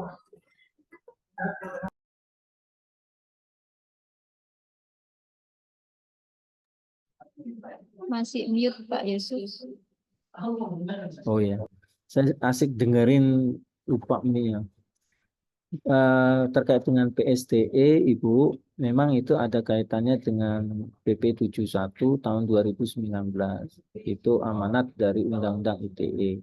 Karena memang dalam hal kita menyelenggarakan TIK pemerintah, itu tidak hanya memperhatikan kebijakan tadi ya, Perpres SBBE, tapi ada aturan-aturan lain terkait.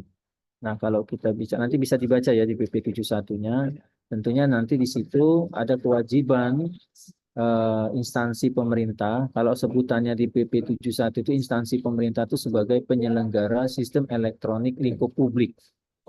Jadi penyelenggara sistem elektronik itu adalah penyelenggaraan aplikasi layanan yang diberikan bagi publik. Nah, makanya kenapa di PP 71 Ada PSE lingkup publik, ada PSE lingkup privat. Kalau privat itu swasta, kalau publik itu adalah pemerintah. Nah, dipersyaratkan memang dalam hal menjalankan sistem elektronik itu boleh digambarkan itu menjalankan aplikasi layanan yang saat ini ya Bu, itu sistem elektronik.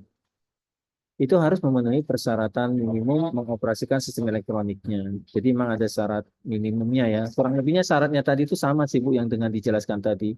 Adanya penanganan gangguan, kepastian layanan, dan lain-lain sih sebenarnya sama gitu.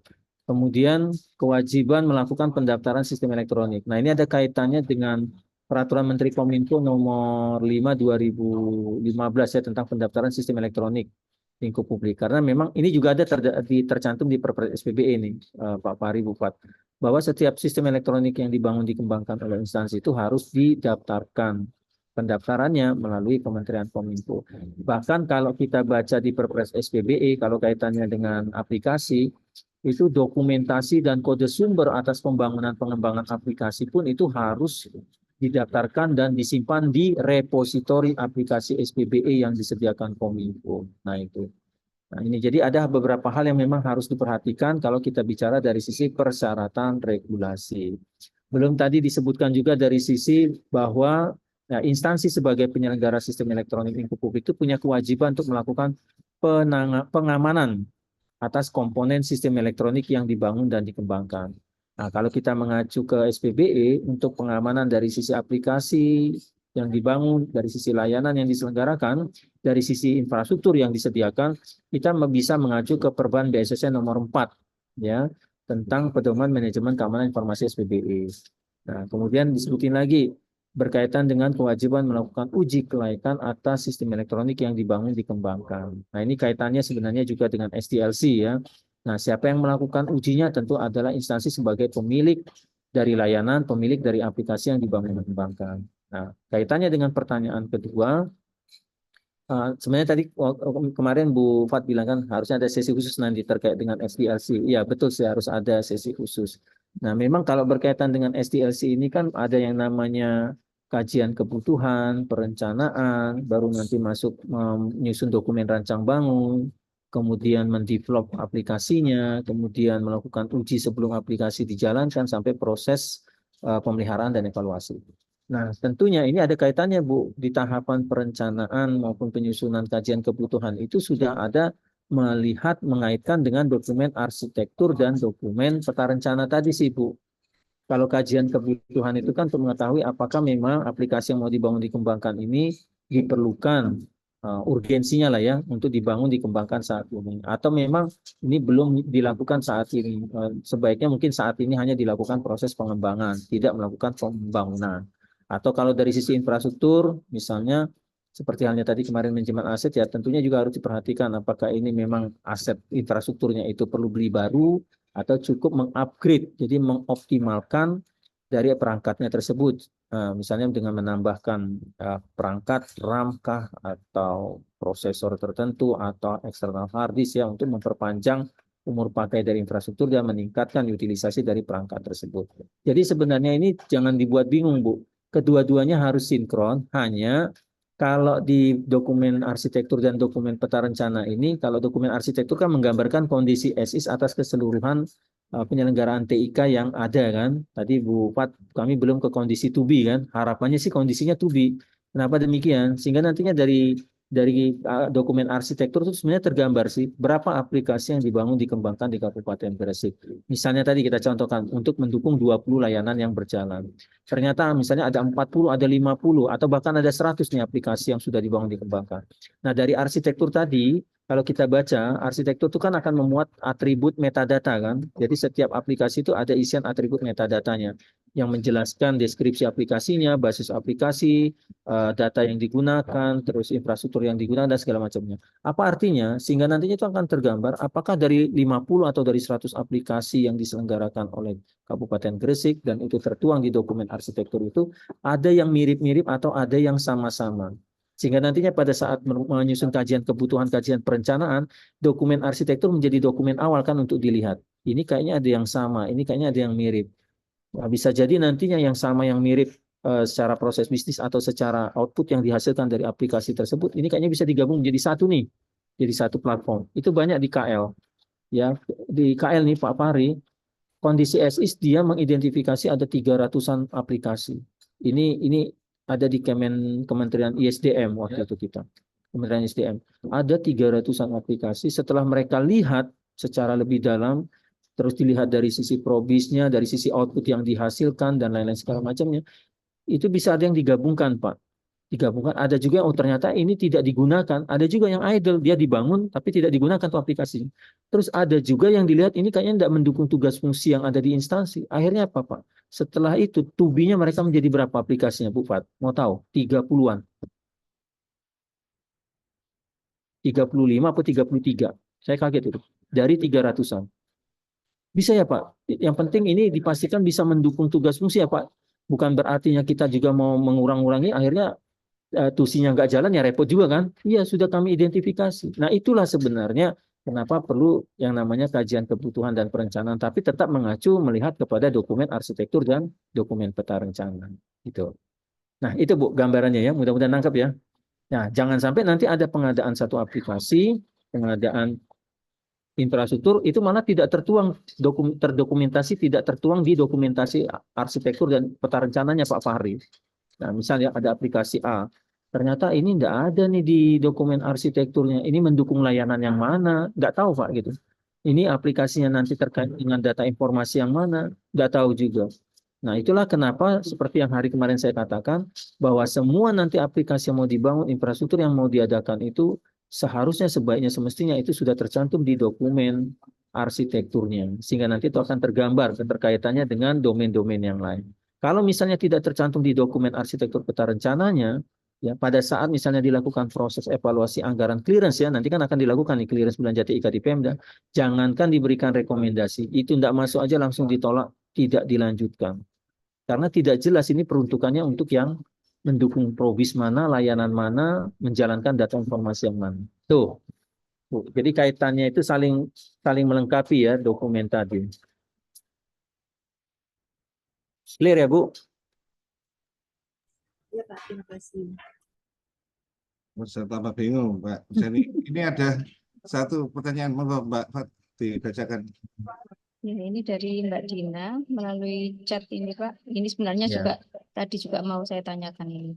Kalau semisal layanan dari OPD lain ke masyarakat, contohnya pembayaran PBB melalui website. Nah, untuk servernya itu tidak dipegang Kominfo. Dalam hal ini kasusnya adalah dipegang sendiri oleh BPPKAD, misalkan gitu. Ya. Nah, jika ada gangguan, semisal server down atau serangan cyber, apa yang harus Ya. dilakukan Kominfo?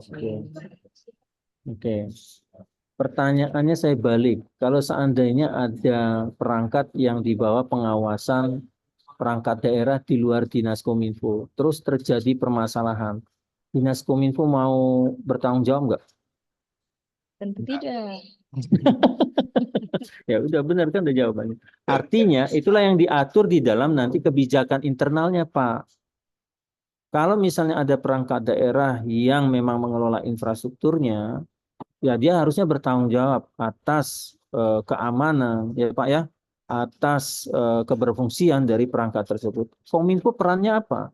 Kominfo perannya berarti kalau memang demikian ya, tapi kan seharusnya semua perangkat TIK itu kan terpadu disediakan oleh Dinas Kominfo ya kan, itu kan tugas utama Dinas Kominfo. Tapi mungkin saja ada yang ada ya Pak ya, mungkin ya karena ada layanan tertentu misalnya kita nggak sebut bilang lah dinas tertentu yang ini karena undang-undang tetap harus di dinas ini gitu kan, ada kan, saya nggak mau ngomong lah ya. Nah, termasuk infrastrukturnya harus di kami, ya udah silakan. Tapi harus dibagi peran tugas tanggung jawab Pak. Itulah yang diatur di kebijakan internal. Sehingga nantinya Dinas Kominfo tugasnya apa, si perangkat daerah yang menjalankan infrastrukturnya tadi tugasnya apa. Kominfo tentu ada kaitannya dalam hal misalnya ya melakukan review ya, memberikan review atas usulan belanja-belanja TIK yang disampaikan oleh perangkat daerah.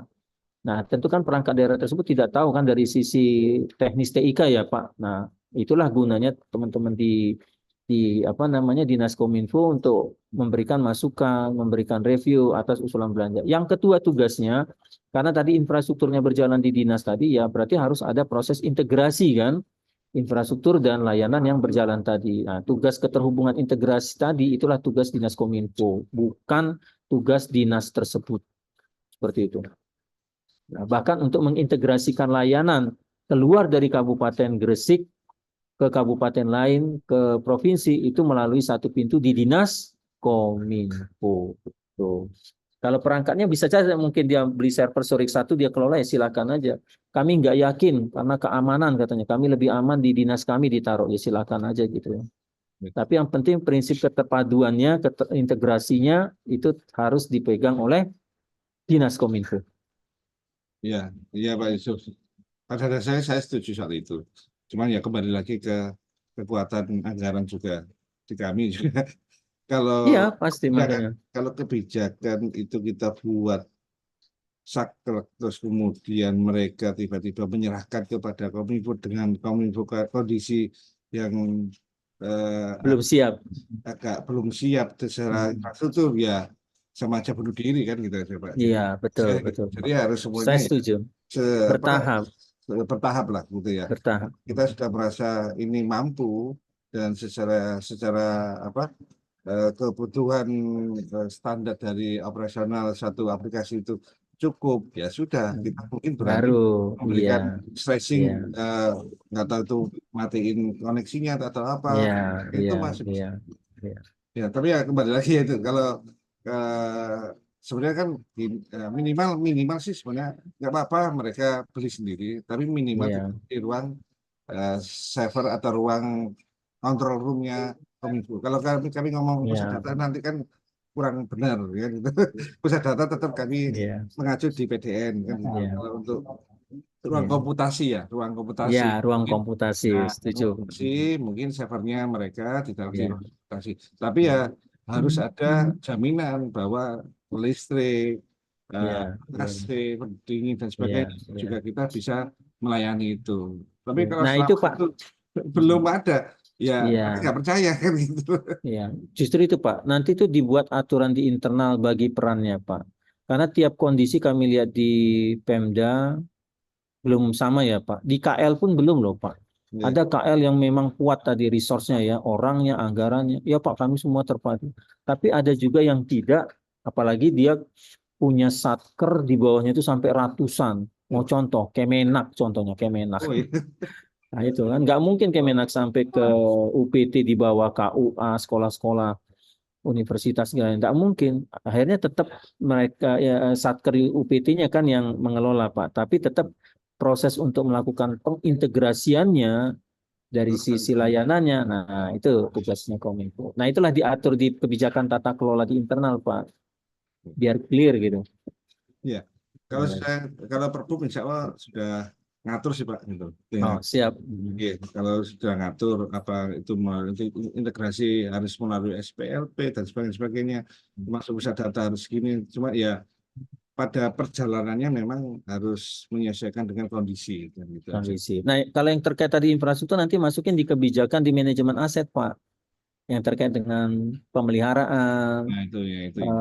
Jadi misalnya perangkatnya punya dinas A, ditaruhkan di ruang komputasi di dinas Kominfo. Nah, tanggung jawab dinas Kominfo kan dari sisi kelistrikan, pendinginan, ya toh, Iya, akses bandwidth. Nah, itu tugas Kominfo. Tapi terkait dengan pemeliharaan atas perangkat server storage-nya, ya dinas tersebut. Nah, gitu loh. betul. Diaturlah itu kebijakannya seperti itu. Iya, betul. Tuh. Baik. Ini Pak, mohon izin Pak. Saya. monggo Pak. Oh, kirain mau ditutup, Bu.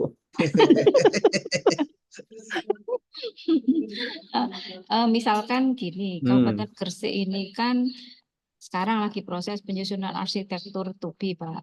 Nah, Oke. kemudian setelah arsitektur TUBI itu kan kita sudah ketemu nih diagram, metadata dan sebagainya terkait aplikasi tadi.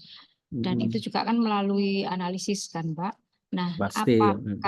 apakah arsitektur tadi itu bisa dijadikan sebagai apa ya, kajian kebutuhan gitu loh Pak. Jadi kita nggak perlu bikin dokumen lagi. Jadi dari arsitektur aja itu kan sudah ketemu. Kemudian tahun ini kita bangun, tahun ini kita kembangkan aplikasi ABCD itu kan sudah ada semua.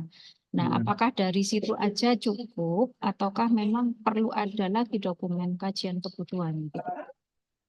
Oke.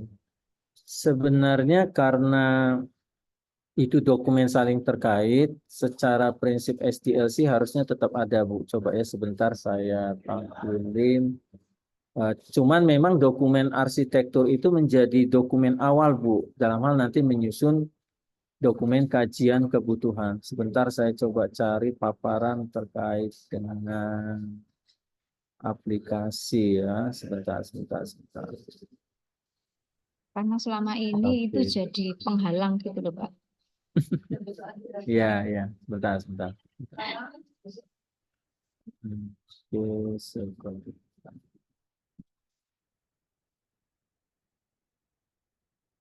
Oke, saya coba lihat.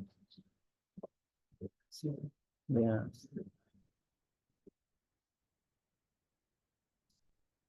Saya coba share dulu ya.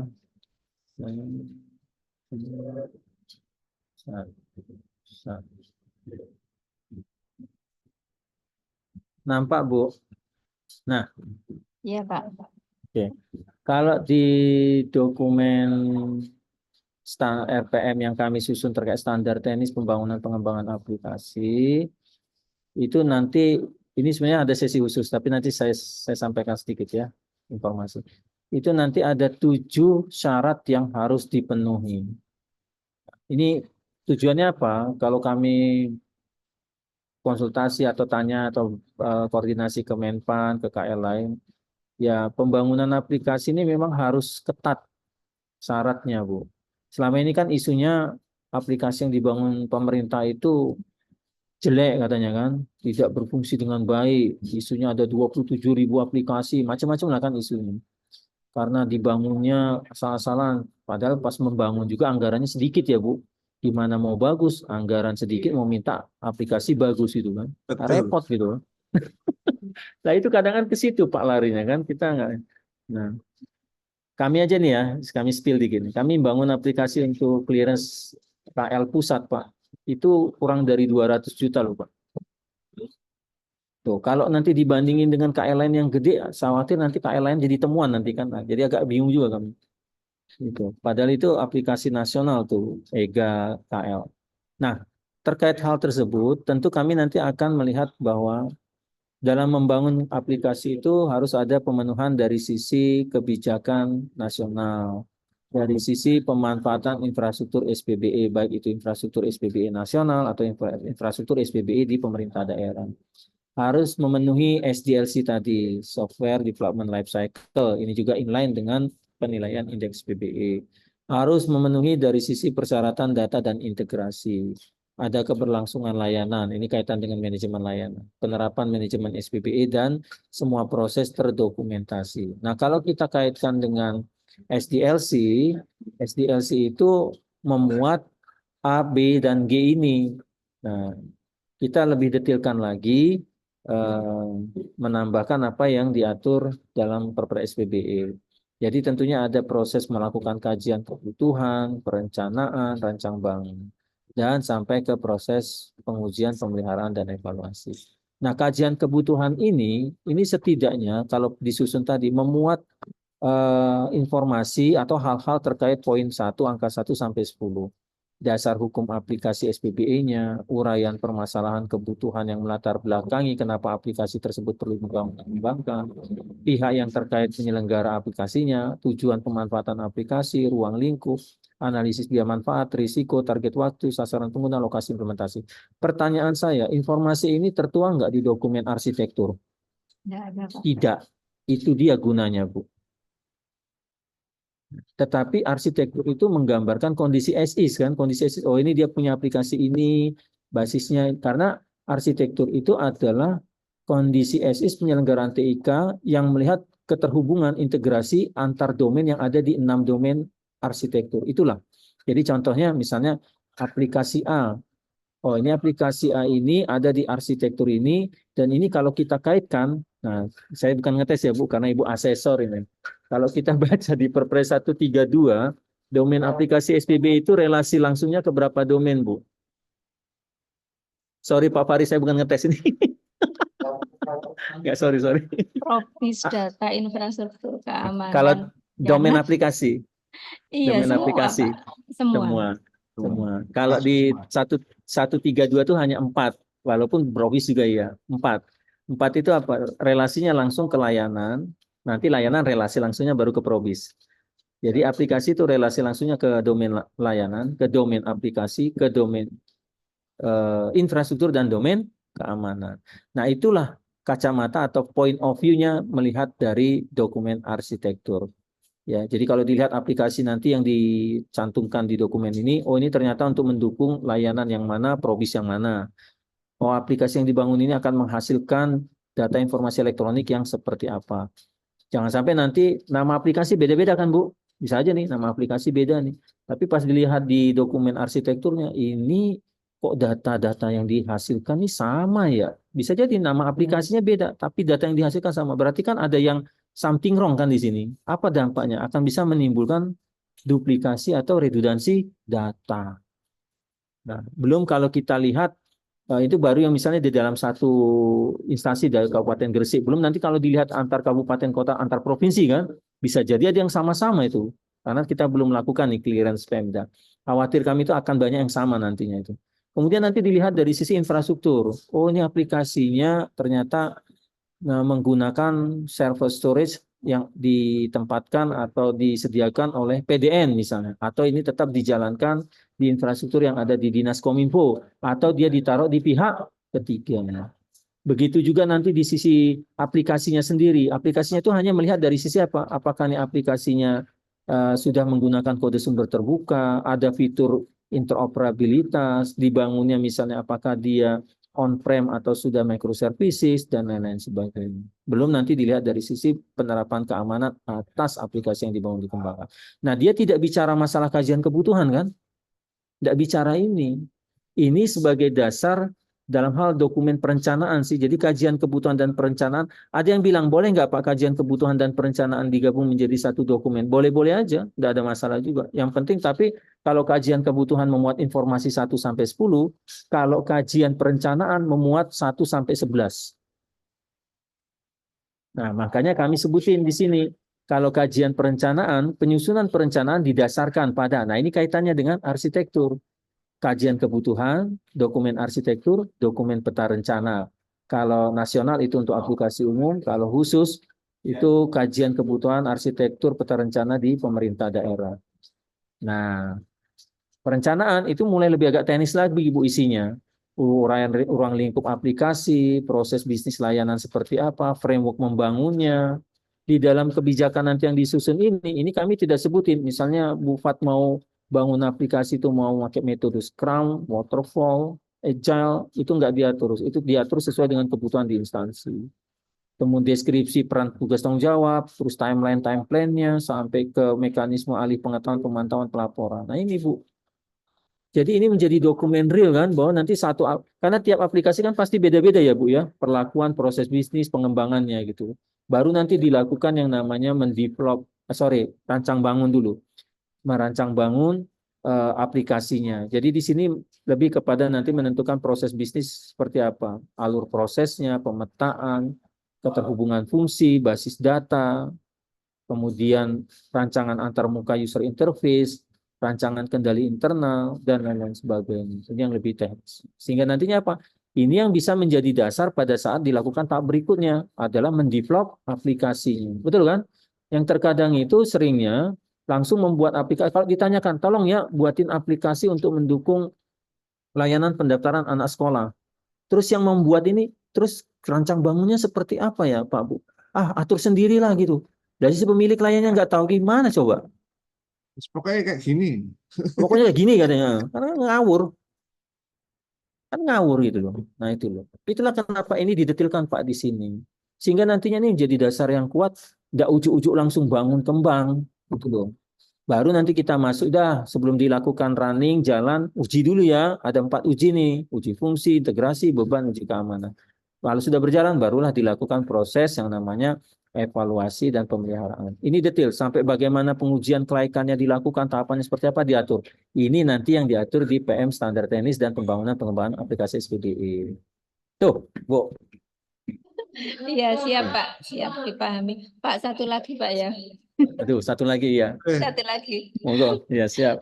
Ini selama ini itu kan saya itu bingung mengkaitkan proses SPBE, Pak. Jadi saya itu pengen memahamkan OPD bahwa alurnya SPBE itu seperti apa sih, dimulai dari arsitektur, peta rencana, bla bla bla sampai semua manajemen itu penerapannya di mana sih tempatnya gitu. Nah, mungkin Bapak punya gambar atau diagram yang bisa memudahkan kita bahwa manajemen pengetahuan itu nanti dilakukan setelah ini, manajemen risiko dilakukan pada saat ini gitu, Pak. Ada nggak, Pak, ya gambaran? Karena ini pengampunya ini beda-beda ya Bu. Maksudnya walaupun satu tim koordinasi itu pengampu untuk masing-masing manajemen, masing-masing bagian tadi itu mungkin saya tampilin lagi yang di sini mungkin. Coba ya. Saya tampil. Ini sebenarnya pembahasan terkait dengan tata kelola SPBE secara umum sih. Ini memang harusnya perlu dipahami memang oleh banyak. Nah, kalau kita bicara masalah SPBE, kalau tujuan besarnya kan bagus nih, indah kan, mewujudkan tata kelola, pelayanan publik, keterpaduan, enak itu, enak diucapkan, susah dijalankan. Padahal SPBE itu bicaranya itu ada di hal berikut, Bu. Ini ada nggak saya lihat? Oh, nggak ada ya. Bicaranya itu sebenarnya bicara masalah tata kelola. Sebenarnya ada satu slide lagi nih. Bicara masalah tata kelola, bicara masalah manajemen ya Bu ya. Bisa bicara masalah auditnya, bicara masalah siapa yang penyelenggara SPBE-nya, bicara masalah percepatan SPBE, dan yang terakhir bicara masalah pengukuran evaluasi SPBE-nya. Itu konteks besarnya kalau kita mau sebut sebagai SPBE. Nah, kalau kita bicara masalah tata kelola, ini dia mulainya. Mulai dari menyiapkan dokumen arsitektur peta rencana, membuat perencanaan penganggaran SPBE, sampai probis layanan, data, aplikasi, infrastruktur. Tapi Bu, semua proses unsur tata kelola ini diampunya dibagi-bagi kan kalau dalam indeks SPBE, dalam Perpres SPBE. Dibagi ada tugasnya di Kominfo, ada tugasnya di Menpan, ada tugasnya di Bappenas, ada tugasnya di BSSM, ada tugasnya di BRIN, ada tugasnya di Kemendagri, ada tugasnya di Kementerian Keuangan. Nah, tugas ini ada tugas di masing-masing pengampu. Nah, dilalahnya untuk membuat keterhubungannya itu tuh apa bahasanya? Bicaranya jadi masing-masing parsial sesuai dengan pengampunya. Tapi kalau secara umumnya, saya kasih gambaran dulu ya. Kasih gambaran dulu lah. Tadi saya sudah sampaikan, kalau ditanyakan gimana sih Pak memahami SPBE bagi yang secara awamnya. Nah, pertama tadi jelasin aja mengenai terkait dengan tata kelola ini. Ini yang harus dijalankan. Jadi belum bicara masalah manajemen, belum bicara masalah audit. Tata kelolanya apa Pak? Ini dia ini. Kecuali Rinduk ya. Kalau rencana induk sudah ada di lampiran Perpres SPBE.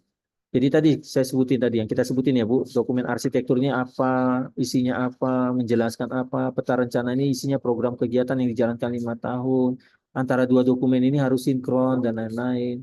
Dan nantinya ini menjadi dasar dalam hal nanti membuat perencanaan penganggaran, ya kan, ke situ kan, sehingga nantinya dalam hal nanti membangun satu aplikasi, penyediaan infrastruktur, pengelolaan data itu harus melihat ke berbagai aspek. Tadi yang saya contohkan. Misalnya kalau aplikasi tadi harus dilihat dari sisi mendukung probis yang mana, layanan yang mana, akan menghasilkan data informasi seperti apa, aplikasinya seperti apa, aplikasinya mau ditempatkan di infrastruktur yang mana, dan bagaimana penerapan keamanannya. Nah, ini harus bisa dikaitkan dan bisa dijelaskan. Karena apa? Tujuan besar dari SPBE tadi, kita harus sampaikan dulu, tujuan besarnya adalah mewujudkan keterpaduan pembangunan SPBE. Selama ini yang terjadi pembangunan SPBE itu adalah silo based system, sehingga itu tidak mudah dilakukan integrasi antar satu layanan, satu data dengan data yang lain. Nah, dari sini nanti akan tergambar pemahamannya bahwa ya penyediaan aplikasi, penyediaan infrastruktur itu tidak semata-mata langsung dijalankan, tapi harus melihat banyak aspek dari tata kelola yang ada. Dari sini baru tergambar Bu, oh iya ya, ternyata selama ini ada aplikasi yang tidak digunakan. Kenapa tidak digunakannya? Karena dia memang bukan tidak sesuai dengan tugas fungsinya, atau ada aplikasi yang itu belum terintegrasi dengan aplikasi lainnya. Jadi kalau aplikasi ini harus menginput ulang dan segala macam. Nah, kalau kita bicara tata kelola, tentu nanti habis itu kita bicara masalah manajemen. Nah, itu bisa dipahami. 8 manajemen itu sebenarnya tidak ada yang lebih dahulu ya Bu. Mau itu manajemen data, risiko, keamanan, pengetahuan, aset, layanan ya Bu ya. manajemen apa lagi itu, teknologi dan lain-lain. 8 manajemen itu tidak ada ini yang lebih dulu, ini yang tidak. Semua itu berjalan berbarengan, Bu. Berjalan berbarengan. Contoh, kemarin saya sebutkan manajemen aset. Aset tadi kan kemarin ada kaitannya dengan manajemen risiko, ya toh? Nah, bahwa penyediaan aset tadi itu harus memperhatikan risiko terkait dengan aset yang akan diadakan. Jangan sampai nanti itu ada aset yang risikonya tinggi, ditempatkan di sembarang tempat, tidak ada proses pengamanan yang baik dan lain sebagainya. Nah, kalau bicara lagi misalnya terkait dengan data, nah data kalau misalnya ini Pak apa namanya aplikasi nanti mau dibangun dikembangkan, nah, pasti nanti ada irisannya dengan data karena data akan dihasilkan dari aplikasi yang dibangun dikembangkan. Kaitannya kemana? Ada manajemen terkait dengan data, ya kan? Begitu lagi kalau misalnya kita bicara masalah dengan manajemen keamanan dan lain sebagainya. Kalau 8 manajemen itu semua saling terkait, Bu. Tidak ada yang lebih dahulu dijalankan, tapi itu bisa berjalan berbarengan. Kemudian kita bahas lagi dari sisi masalah auditnya. Semua proses nanti yang berjalan itu harus dilakukan audit. Sampai kepada nantinya siapa yang melakukan penyelenggara SPBE-nya. Ada yang di tingkat pusat, ada yang di tingkat daerah. Dan bagaimana untuk melakukan percepatan pembangunan SPBE-nya. Yang semata-mata semuanya itu kan tujuannya adalah untuk ini kan Bu. Yang kita bilang mudah diucapkan tadi kan. Mewujudkan tata kelola yang bersih, pelayanan publik yang berkualitas, meningkatkan keterpaduan penyelenggaraan SPBE. Jadi urutannya demikian. Sehingga nantinya semua proses itu barulah dilakukan yang namanya proses penilaian evaluasi indeks SPBE-nya tadi. Itu kalau mau bicara secara umum dan cepatnya. Kalau dalam satu slide itu karena ini parsial terpisah-pisah, agak gimana ya? Harus menggabungkan dari beberapa file yang dari kementerian ya Bu. Tapi kalau secara umumnya seperti itu gambarannya terkait dengan SPBE. Demikian Bu. Terima kasih Pak Yusuf. Dipahami. Sudah tambahannya waktunya ini Pak.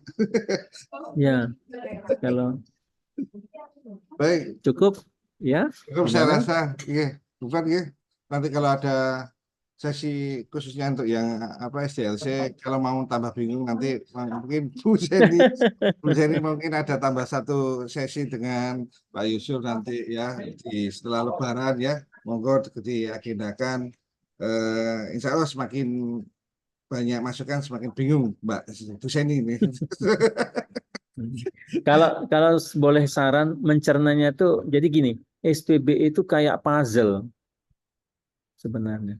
Iya. Tiba satu waktu bicara arsitektur, satu waktu nanti bicara probis, satu waktu bicara layanan. Tiba-tiba bicara audit, tiba-tiba bicara manajemen. Jadi itu sebenarnya kayak puzzle sebenarnya. Tapi kalau kita nanti rangkai, terbentuk sih gambarannya, Bu. Oh ini yang diinginkan sebenarnya. Iya. Itu ya. Nah, Itu. tadi kalau puzzle yang disusun dalam satu slide ini yang tidak mudah dibuat juga sih Pak. Coba nanti kita harus ini juga koordinasi di tim ini. Itu Pak, kalau saya ingat itu ada gambar rumah itu. Mungkin dari situ. Ya gambar rumah. Oh, gambar rumah. Nah, itu mungkin dari situ nanti Iya, mungkin ya. iya, Ya iya, itu iya, kalau saya gambar lihat rumah. gambar rumah yang ada Iya. unsur-unsurnya itu kan domain-domainnya itu. Kalau tata kelola itu gampang dipahami Pak kalau tata kelola. Ya. Tapi untuk mengkombinasikan tata kelola dengan manajemen ini yang perlu mikir lagi. Ini gambarnya tuh ini loh Pak. Kalau gambar rumah itu ada visi misi, dijelasin tujuan sasaran, baru nanti bicara arsitektur, di bawahnya ada unsur manajemen, ada tata kelolanya. Ini gambarnya rumahnya. Ya, ya itu yang saya Tapi gitu. ya baseline-nya itu tetap utama dari dokumen arsitekturnya dulu. Nah itu. Ini rumah ini ya Pak ya. Betul Pak, itu yang setahu saya ingat saya itu. Cuma kalau Rumah-rumah. menjabarkannya kan tata urutannya seperti itu ya. Iya. Mau gimana mana yang namanya arsitektur itu pasti Iya. ada visi-visi di mana itu juga mengampu dari RPJM atau ya dokumen perencanaan yang lebih besar. Ini kan bagian aja dari satu dokumen perencanaan di bidang elektronisasi dari satu layanan ini. Itu saya kan gampangnya melihatnya kayak gitu aja. Baik, Bu Fat kayaknya sudah teman-teman juga ini sudah harusnya kami sudah jam Persiapan bubur ya. Iya, jam 3 Pak pulangnya jam 3. Iya, Iya ini betul. kelebihan hampir 1 jam ya. Semoga Pak Yusuf nggak bosan-bosan ya Pak kalau diganggu sama teman-teman di Kominfo Siap, Gresik. siap, siap. Atau nanti kapan-kapan ya juga kita akan hadirkan ke ruang yang lebih luas lagi yaitu di Siap, OPD siap. sehingga OPD juga memahami apa yang nanti di tema-tema yang akan kita bicarakan di next kesempatan. Nggih. Siap. Terima kasih. Bu Fat, tadi yang buka Bu Fat dari monggo Bu Fat ditutup aja. Saya tinggal nambahin aja. Nggih, silakan Bu Fat. Ya, terima kasih Pak Yusuf. Kami tim dari bidang SPPE dan TI mengucapkan banyak terima kasih karena dalam 2 hari ini kita mendapat banyak ilmu baru yang selama ini jadi misteri karena kita belum tahu sama sekali. Nah, mungkin setelah ini kami akan mencoba menyusun pedoman yang mereferensi dari paparan yang disampaikan Pak Yusuf, atau mungkin lebih baiknya ada bocoran tipis dari RPM. Mungkin Pak bisa kami jiplak gitu sedikit dan kami sesuaikan dengan kondisi di Kabupaten Gresik. Karena kami sebagai orang teknis itu tantangannya itu ketika disuruh nulis Pak Yusuf itu Ya. sangat kesulitan. Jadi Siap, siap, Ibu. itu permohonan dari kami. Dan untuk selanjutnya mungkin nanti ada sesi lain lagi Pak setelah ini, setelah hari raya. Untuk 2 hari ini kami mengucapkan banyak terima kasih dan mohon maaf bila acara konsultasi ini kami ada kekurangan atau kesalahan. Jadi kami mohon selalu bimbingannya. Siap, Ibu. Billahi taufik wal hidayah. Assalamualaikum warahmatullahi wabarakatuh. Waalaikumsalam. Waalaikumsalam warahmatullahi Terima kasih Pak wabarakatuh. Yusuf. Terima kasih Pak Fahri, Bapak Ibu, Bu Zeni, terima kasih. Saya izin live dulu ya. Makasih Oke, banyak. monggo. Terima kasih, Pak. Oke, terima kasih.